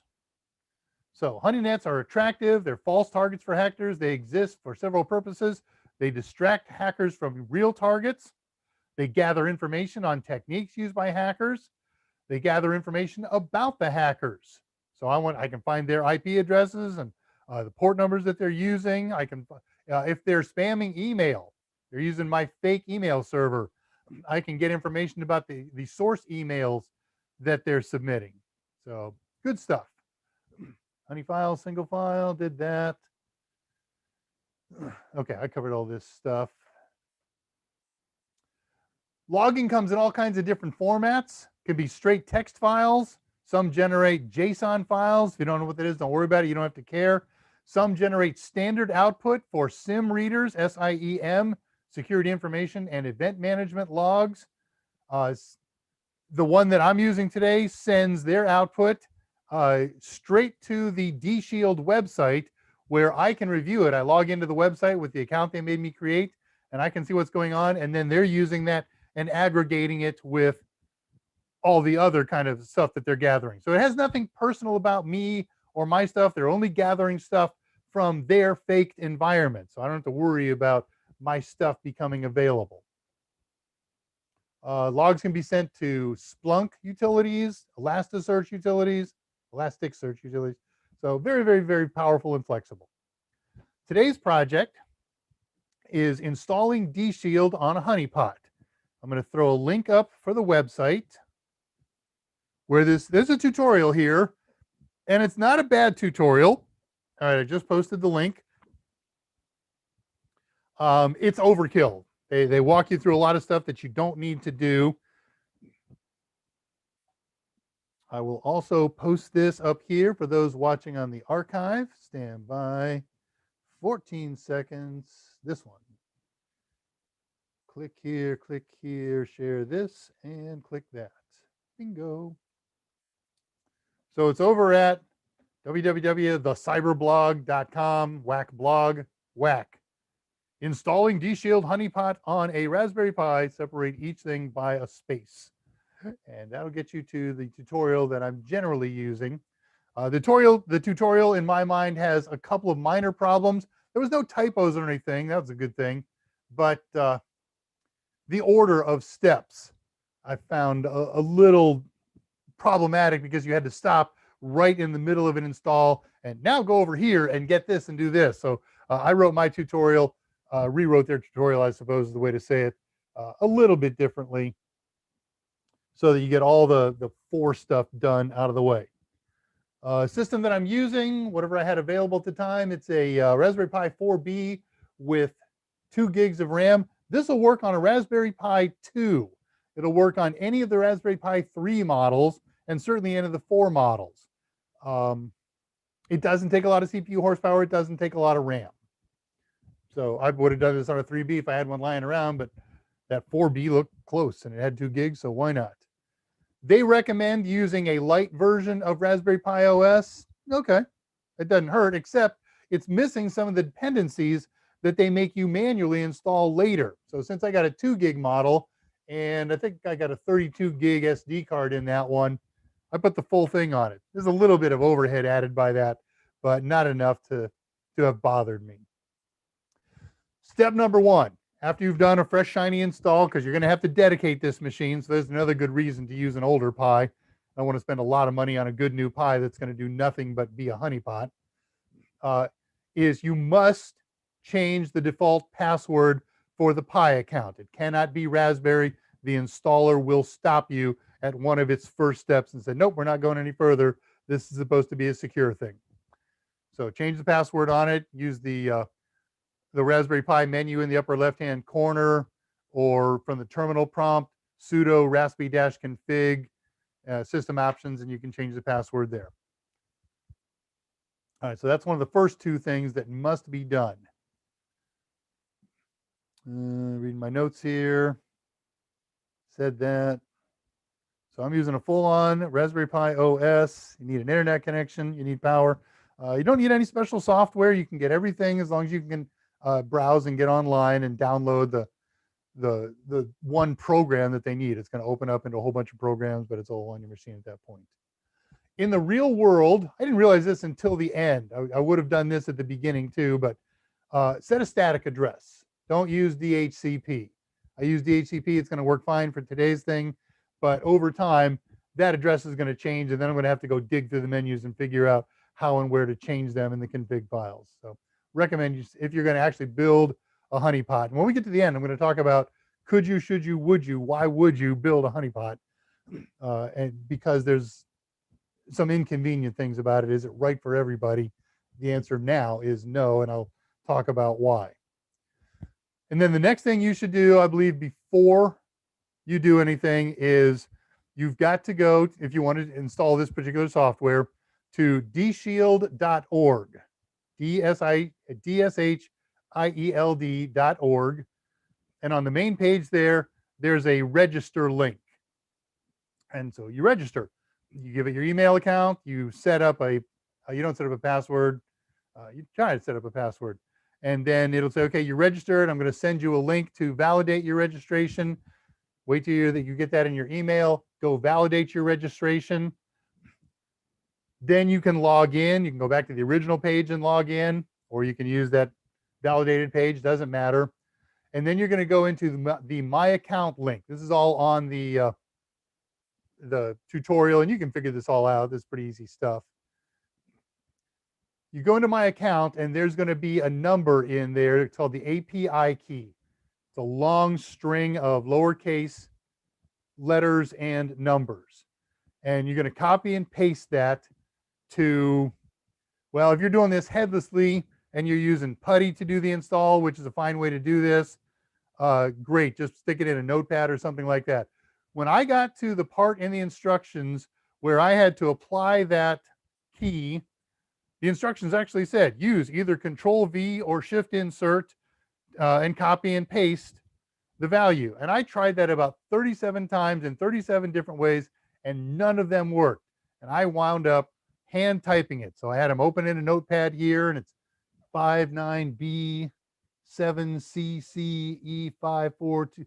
I screwed it up twice. Hit the OK, and it said wrong. Unfortunately, it takes you right back to that screen to try again. And I looked through. Oh yeah, I missed a number here. Okay, click. Invalid. Oh, come on. And read it again. Oh, I missed a number over here. Maybe I should have used a bigger font. So get your API key in advance from dshield.org. You will need that for the install.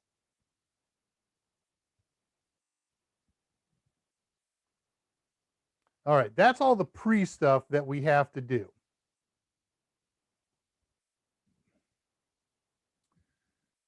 Check.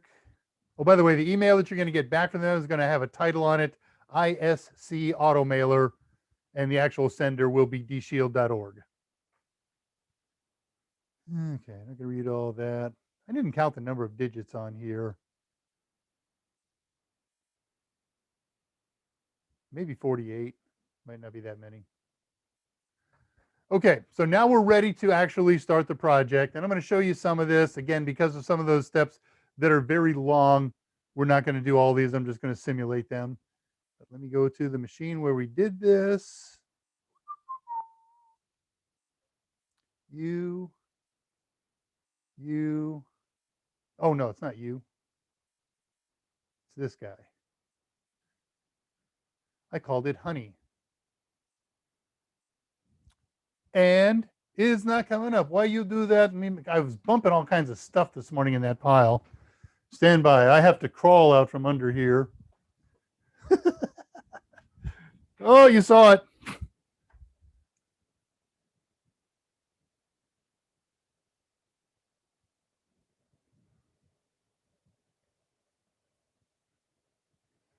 Unhook you.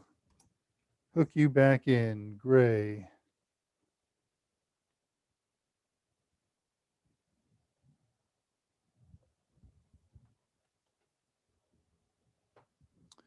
I'm wiggling cables. I'm pulling this one out, putting it back in. Okay, we got a good link. Oh, I bet I know what this thing is doing. It's probably the most horrible thing in the world. It probably changed IP addresses. Man, that would bloody suck. And I can't connect to it.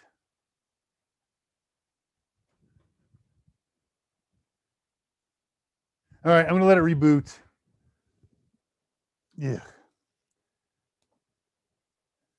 But if it's changed IP addresses, the reboot really isn't going to help.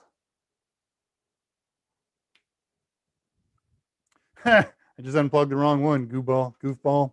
That's all right. It's not one I need.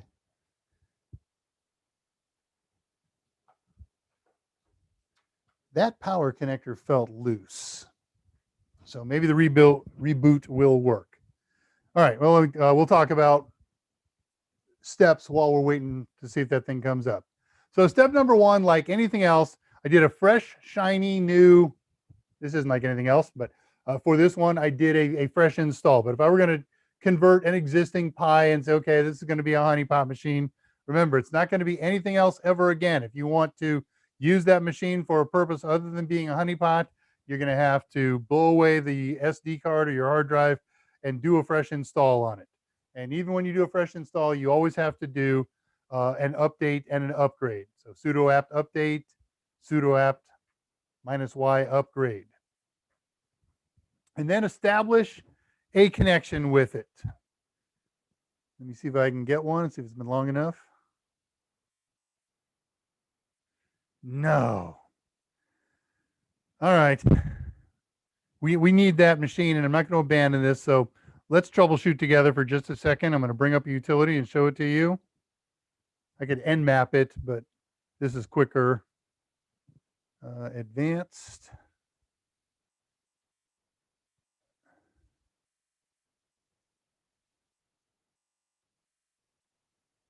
IP scanner. There it is. Have it in the Net Plus Cool Tools. Yes, I want to run it. I'll share this with you as soon as I get it running.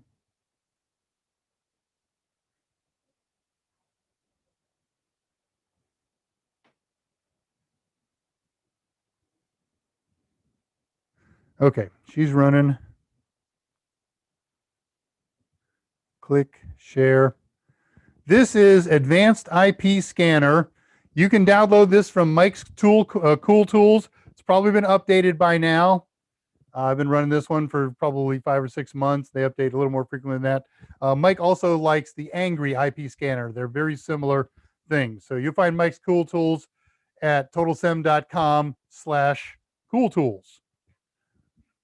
So I'm going to do a basic scan on here. I'm going to say scan everything from 192.168 1.1 through .254. It happens pretty quickly.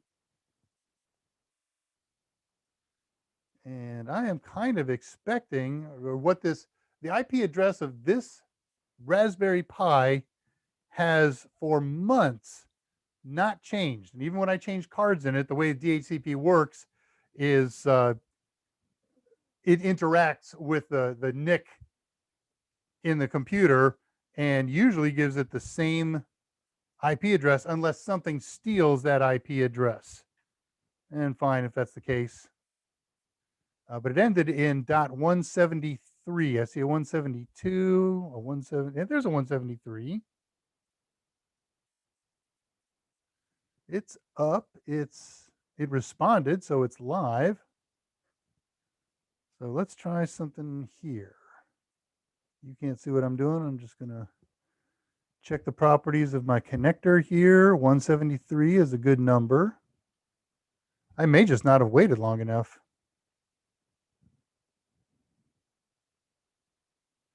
No, that's not it. It's not connecting. Let me try putty.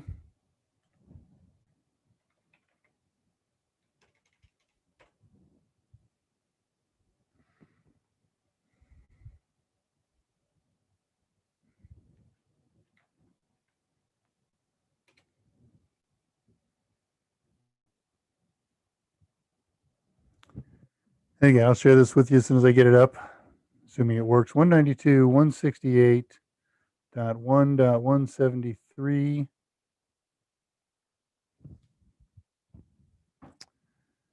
Well, it worked at 3 o'clock this morning. I've rebooted it. I got good lights on it. I've reconnected. I can talk to other Pis on the same switch. Those switches are connected and working. Putty, fatal error. That's new. Well, we may not be doing a honeypot today. All right. Yes, we have lots of computers going on in the Rush household. Say it ain't so. There are Apple products in here. My wife and son use Apple phones and Apple watches. Ugh. Look at all them pies cooking along. There's a lot of pies cooking here. I don't understand why this not work. Let's check something. Manufacturer MAC address. Okay, so it didn't come up with the name.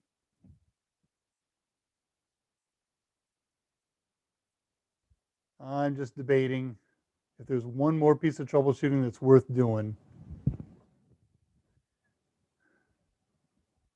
Yeah, bear with me for just a moment. We'll take a whack at this. If this doesn't work, it'll take me about 2 minutes, then we won't do a honeypot today. We'll answer questions and talk about other things. Man, that is a bummer. Where is, okay, that. So I got to do 2 things. I'm gonna hook this thing up live to a real mouse and keyboard. You're not going to see what I'm going to do, but it's just so I can get in, check the settings, make any changes.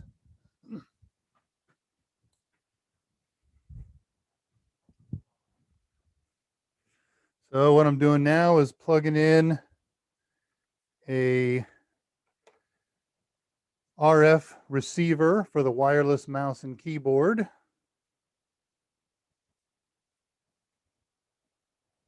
Other side.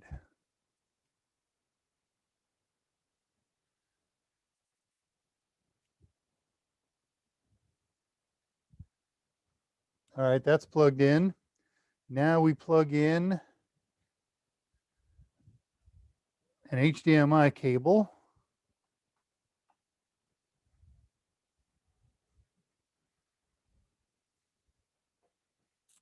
You're plugged into this one.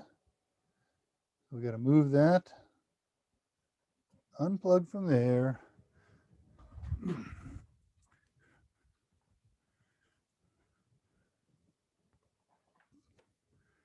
Plug it into the Pi. My Pi.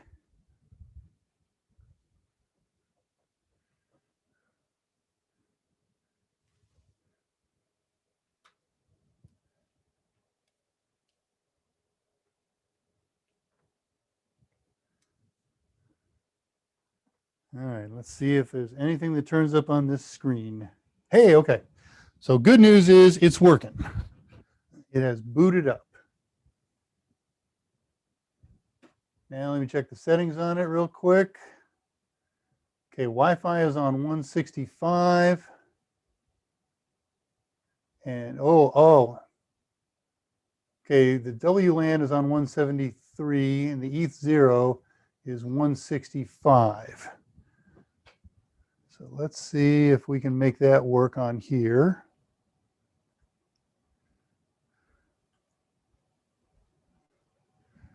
Change that, 123, 165. Okay. And here's the big test. No. No. I can't connect it to from either connection. Let me try this. My web control, it wasn't on that, it was on Blue Mesh. That was on old 173, nothing. Okay, I'm going to abandon this. I could troubleshoot this and we'd figure it out eventually, but gosh, I'm sorry. I don't understand. I have theories. I think he may be trying to say, look, let's try something really wacky. Let's try and go in with the honeypot settings.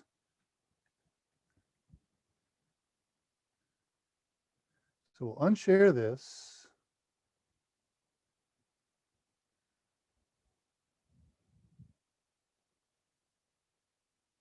It's working. No, I'm able to ping it.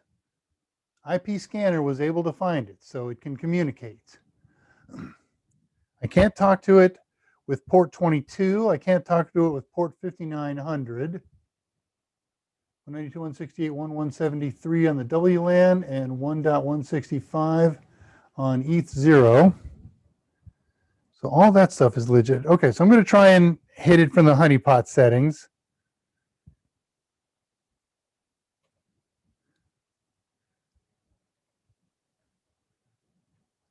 (1.173) port 2222. Can't get it. Can I ping it? Hey, what's the ping command? Somebody type this in. What's the ping option to do continuous pings from Windows? Ping space what? 2 characters. Well, I'm waiting for you to type that in. I'm going to do it.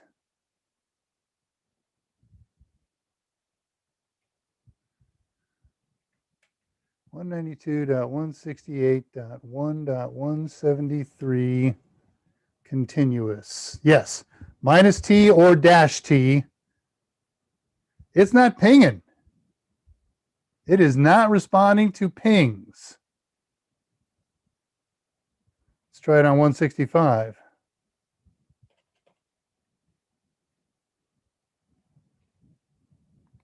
(165) is responding to pings. But 173 is the one that's built into the honeypot, so I got to be able to talk to it on 173.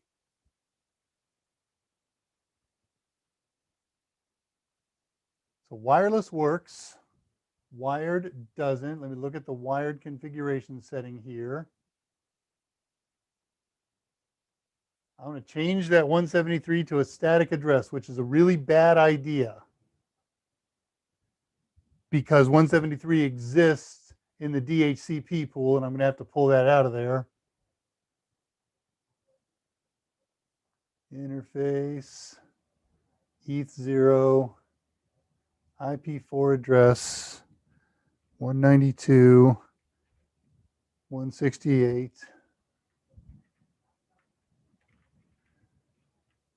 1.173. I know it'd be more fun if you saw this.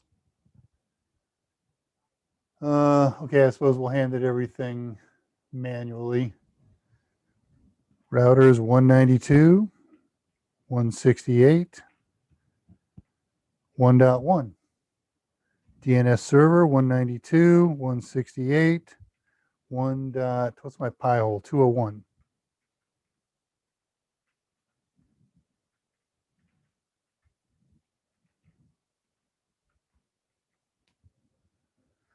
Apply. Now, if there's another 173 out there, it's going to get very angry at this, and the project will be even worse. So if this works, it works. If it doesn't, it doesn't. Let me open up a command terminal in there and run ifconfig. No, IP-A. That's the same thing as ifconfig, but it's the newer version. IP-A, idiot. There we go. ETH0, 192.168.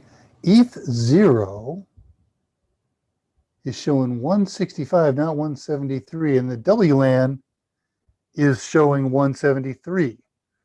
And this honeypot changes, it disables the WLAN.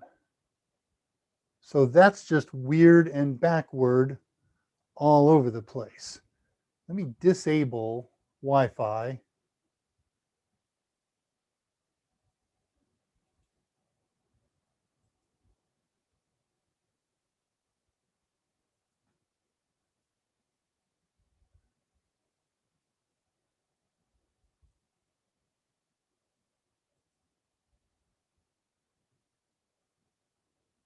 And it's a pain to do it from here. I give up.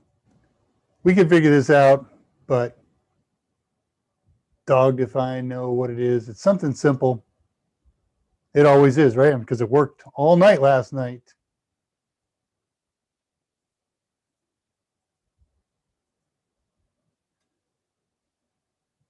Gotta clean out these values so it doesn't mess up the rest of the network today. So we're doing questions. Apply that, close that, exit here.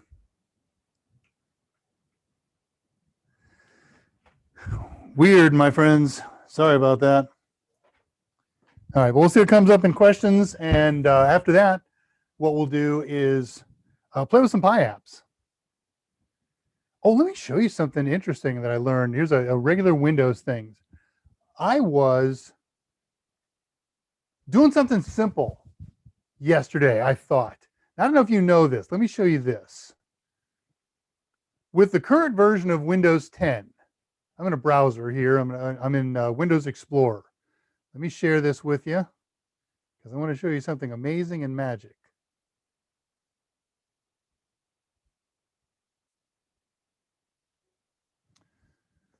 All right, so here's a file browser. This is the folder that holds all of my stuff. And one of the things that I did was to create a zip file of all of the stuff in here that I want to share with you for archives. And then from there, what I have to do is copy it up to my web servers. I keep 2 web servers running, a research one, and then the live one. So I test everything on research, and then I do it on live. So notice this. If I do a right click on here, I don't know if you can see this menu. I think you should be able to. There is an option. You used to have to do this with a third-party utility, but Microsoft has built this in now. Open in Windows Terminal.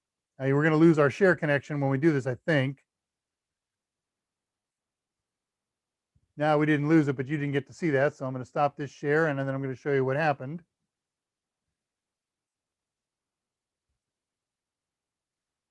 So it opened up not a command prompt. It opened up a PowerShell window. So, okay, there's some cool things in PowerShell that you can do. Mostly the same stuff, well, not mostly. Many of the things are the same things that you can do in a command prompt. So if I type the dir command, there's files listed. It happens pretty slow. How about this? Let me do a clear screen. How about we run the Linux ls command? Hey, cool. It runs ls or Linux because that part's been being integrated into here. So then what I wanted to do is I had a reason to copy this zip file to another file. So if I do this, cls dir star.zip, how many zip files are in here? There's only one zip file in here. So if I were in the command prompt to copy that, I could do a shortcut and say copy space star.zip, anything that's got the extension zip, to the same name with a totally different extension. And I just invented an extension for the thing that I needed to do. I said VRT.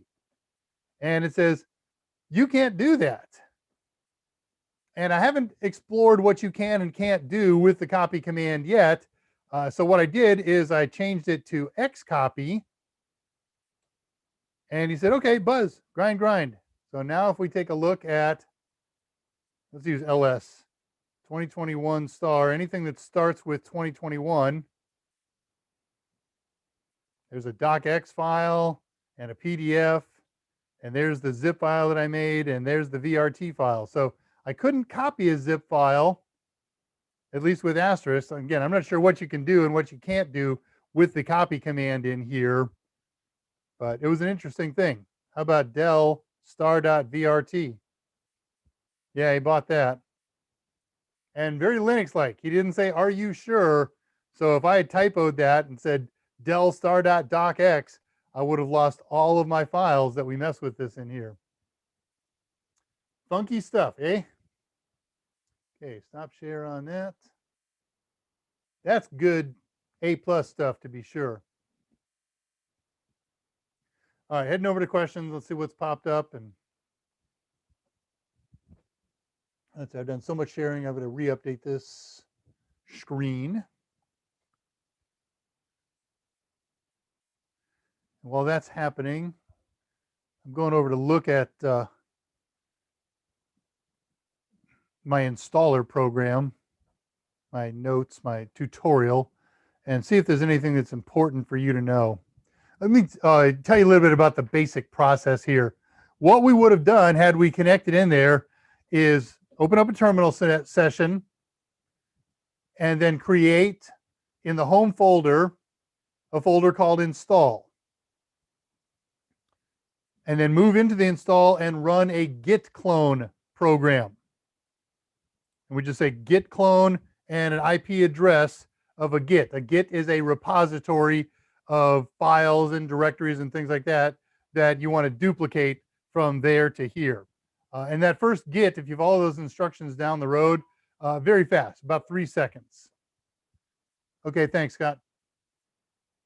That's unfortunate. Makes me work with this, though. So in that install folder, one thing's going to have, let's see. Yeah, so we do a git clone. And all it's going to do is create a subfolder in there called dshield. And it will have lots of subfolders and lots of files. So we would move down into the dshield folder and into a folder called bin. And there's a script in there. It's an sh script. It's a bash script. So all we have to do is, and this only works, this will fail if you do this first experiment, if you haven't changed the Pi account to a different password. But once that's done, you can simply say sudo .wackinstall.sh, and that's a 10-minute installation. No questions. It hangs 2 or 3 times. So wait it out. And it's going to create a log file. In fact, what I'm doing is I'm reading off to you here now all the messages that it wrote during those 10 minutes. There's not many. So it generates a log file. It posts a warning to remind you that this log file could contain sensitive information. So don't send it to anybody. Then it checks prerequisites. Then it uses apt to install packages. It checks security. That's where it would fail if your Pi account still had the password Raspberry. And then it says updating your installation. This can take a long time. And they spelled out long. So I timed it.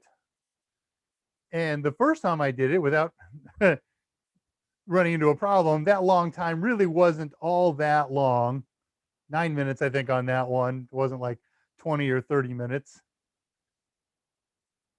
And it gets toward the end of the installation, and then it says, now you got to verify yourself in this installation with DShield. And there's 2 lines to put the email that you used when you registered with dshield.org, and then a second line to put that long API number. You can try this. You can try to shift insert, copy and paste from another page, another document. Try shift insert, try control V. Maybe nothing will happen. A couple of times when I tried it, the whole installation wizard totally crashed out. Now the good news is I simply went back and started again, sudo .whack install.sh, and it does it again. And this time, all that stuff is installed and pre-configured, so it only takes about 2 minutes to get you back to this screen, and nothing gets lost or damaged. So I mangled it a couple of times, and then finally I said, I give up. I'll just start manually typing in the numbers, and I screwed that up a couple of times too. It was dark, and the font was small. But when you finally get it right, click on the verify button and hit the enter key. And then it just starts asking you basic configuration questions. And all of them, you can accept the defaults. Which interface do you want to use? ETH0, that's a default. What's the IP address you want to use? Whatever the default they say is. In my case, purportedly, 192.168.1.173, but something's happened since last night and this morning. And I don't know what it was. And I don't know what it is. And I'm staring at it and being distracted. One of the interesting things that you will notice is if you use the usual 192.168.1s or .0s that we all use, your default subnet mask is a classful Class C mask, WAC24. They're going to reset it in their system as a WAC16. You can accept that. It's all right. So if you're using, and this is scary. Let's say you're using 192.168.1 something as your network address. They're going to come up and say, we're going to use network address 192.168.0 as our network address. Well, those would be incompatible if they were both Class C networks. And so your heart's got to stop a little bit. Don't worry about it, because they set WAC16, which means your network address is only going to be the first 2 octets, 192.168. The fact that the third octet of their system is a 0 and your computer is a 1 won't matter at that point. Then there's some port addresses that they want to protect. Just accept the defaults. For instance, the admin port is 12222. And just keep following those pages. Accept the defaults, accept the defaults. There's nothing that you've got to change. And at some point, system is, and for the final okay, the system says, now I'm going to do some configuration using the information you submitted with the wizard. It's going to create an account called Cowrie, C-O-W-R-I-E. We need him. He's going to be an administrator, and he's going to be part of another package that gets installed later. You're going to get another warning when all that's done. It's going to run you through, it's going to install a bunch of Python packages and then give you another warning that says, this is going to take a long time. It took 3 minutes, and that was a first-time install, so it wasn't that long. Now, let's say that you're a honeypot. You want to be attractive to a hacker. Well, hackers are looking for common things. They're looking for SSHs. They're looking for terminals. They're looking for FTP servers. They're looking for websites. So all of this stuff gets artificially created in this honeypot, including two versions of a website. One is a port 80 website, no security, and the other is a port 443, an HTTPS website. Well, you can't have an HTTPS website unless you have a certificate. So the next wizard is a page full of information used to create a certificate. And when you get it all filled in, it's just going to be basic information, city, state, company name, stuff like that. You can use real information in there if you want. You can use fake information. Doesn't matter because it's not really going to get signed depending on what you select in the next menu. Once you okay the information, it says, do you want me to create this certificate, or do you have a certificate authority that you would like to sign this?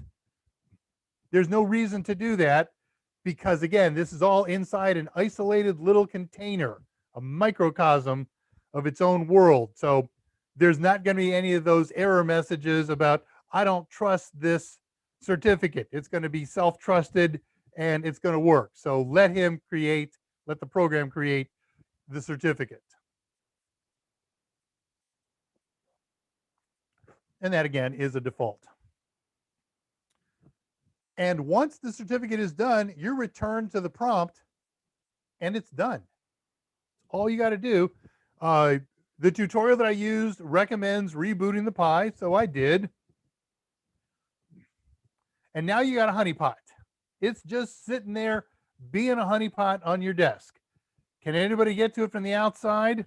No, because we sit comfortably behind our NAT routers that doesn't allow anything to initiate contact from the WAN side of the NAT router to the LAN side. The only thing that NAT routers can do to send information from the outside to the inside, to the LAN side, is respond to requests. So here I am sitting on the LAN side of my NAT router. I open up a browser. I type in www.cheese.com, Mike's favorite site. That calls out to Cheese, and Cheese says, okay, I've been contacted by this thing. I can respond to it. Cool bananas. Now, we sometimes have to be able to allow outsiders to contact our inside. And the way that we do that, the way that I operate pirsquare.zapto.org, is I set up a port forward inside my NAT router. That opens up a port so that an outsider can call the public IP address and port 80 of my NAT router. And because of port forwarding, the port forwarding says, oh, okay, here came a request for port 80. I'm supposed to send that to one of the computers inside the NAT LAN 192.168.1.250 port 80. And here it comes.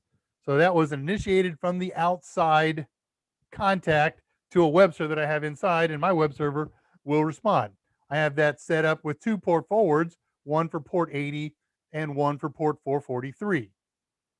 Okay. I could do that with here. I could just open up the ports that I want to allow hackers to explore. We'll open up 22 for Telnet, and we'll open up 23 for Telnet, and 22 for SSH, and 20 and 21 for FTP, and so forth. But that's not the goal here. The goal is I want to learn about hackers. I want them to, if they're going to try to hack my network, give them something to hack that really isn't going to hurt anything. And so the way we do that is we put the entire host inside a DMZ. And that I can show you. And I'll show you the impact of it. Because now this gets fun. Okay, it's 4 o'clock, which means we're done. Sorry, it's 4:03. I totally lost track of time. I won't run long on this. I apologize for that. Everything will work again on Monday. I'll show you the install, and I'll show you how to put something in a DMZ, and I'll finish showing you everything that got dropped here. We'll do it right away at the beginning of the show after intros, so we can get past that. But tell you what, let me show you two things really, really quick before I do the grand shutdown here. Bump, bump, bump, bump, bump, bump, bump. Okay, this. Share. Sorry, I apologize for running long. I've never done that before, but Mike's done it a few times, so I'll follow his cue. All right, this is an Nmap scan of my honeypot, looking at it from inside the LAN. So these are some things that I could, should, would be able to get at. See what they did with their SSH here? They ran 2 SSH sessions, one at 2222. This is the real one. Sorry, this is the real one at 22. I can access that from inside. 2222 is one that's accessed from the outside, and it's accessed by calling to 22, and then the software says, oh, I see a 22 inbound. I will convert it to 2222 and send it inside the honeypot software. The same thing happens. I don't have a mail server installed on that computer, but the honeypot has a fake mail server on it, and it looks and acts just like an SMTP mail server. When I try to scan this from the outside, first of all, you may or may not be able to do that.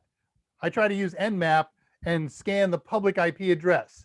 In order to do that, your Soho router has to support a feature called hairpinning. Mine doesn't, so I couldn't ping from inside the LAN, outside the WAN, and then back inside to the honeypot through the NAT router. So that's what this screen is trying to tell us. So I had to use an outside port scanner. This is the thing that I want to show you. So I found an online site. Just use your favorite search engine and say online port scanner, and you'll find lots of sites, and it'll say, okay, give me the IP address of something that you want to scan, and you put the IP address of your router, and then you enter the choices that you want, common ports, all ports, or whatever. Oops. And we get this. Let me zoom in just a little bit because I want to explain something really important to you. This is good to know information for security. This is good Sec Plus. This is good Net Plus information. It's good real world information. Notice that when he scanned some ports, he found 2 kinds. Well, there was also some open ports in here as well, but 2 kinds of inaccessible ports, a closed port and a filtered port. You're going to run into that in Nmap as well sometimes. And I want you to know the difference, and that's how we'll close the show off with today. Apologize if I didn't get to any of your questions. Come to Discord afterward. I'll be there in 10 or 15 minutes, and I'll answer any questions that didn't get answered here if you want to ask them there, or we'll do this again next week. All right, a closed port means there is no service running that's associated with that port number. So when I looked at that scan, it said Telnet is closed. That means there is no Telnet service running on the computer. A filtered port says there may or may not be a service with that number, but it's being blocked by a firewall. What firewall? The firewall on the honeypot is wide open, except for 4 entries that are used to administer from the inside. But every other port from port 1 through port 65,535 is wide open on the firewall. So how can it be filtered? Because there is a firewall inside the router, the Soho router. So he's not going to allow that in stuff. Now I can turn that off, and we'll do that next week. I'll show you how to set something up in a DMZ next week. So apologize for the boo-boo. I should have. That's the one. I didn't test that this morning. I didn't even think of it. It worked so well last night. So be it. So I'm going to let you guys all go. Happy Mother's Day for those folks who are moms or who have moms and going to celebrate with this weekend. Treat them well. Fight this pandemic. Fight the plague. We should call it a plague. It's worse than a pandemic now, right? And until Monday, Mike's got a show on Monday where he was going to do a feature, and I wrote it down. I think I did. Oh, I did. It's right here. He didn't say he was going to do this Monday. He said he was going to do it next week. So let's see what it was. I wrote it down as if it were going to be Monday. Load balancing. So he's going to do the load balancing next week, maybe Monday, maybe Wednesday. Until I see you on Mike's show on Monday and Wednesday and my show again next Friday, everybody have a good and safe weekend. And until then, good night.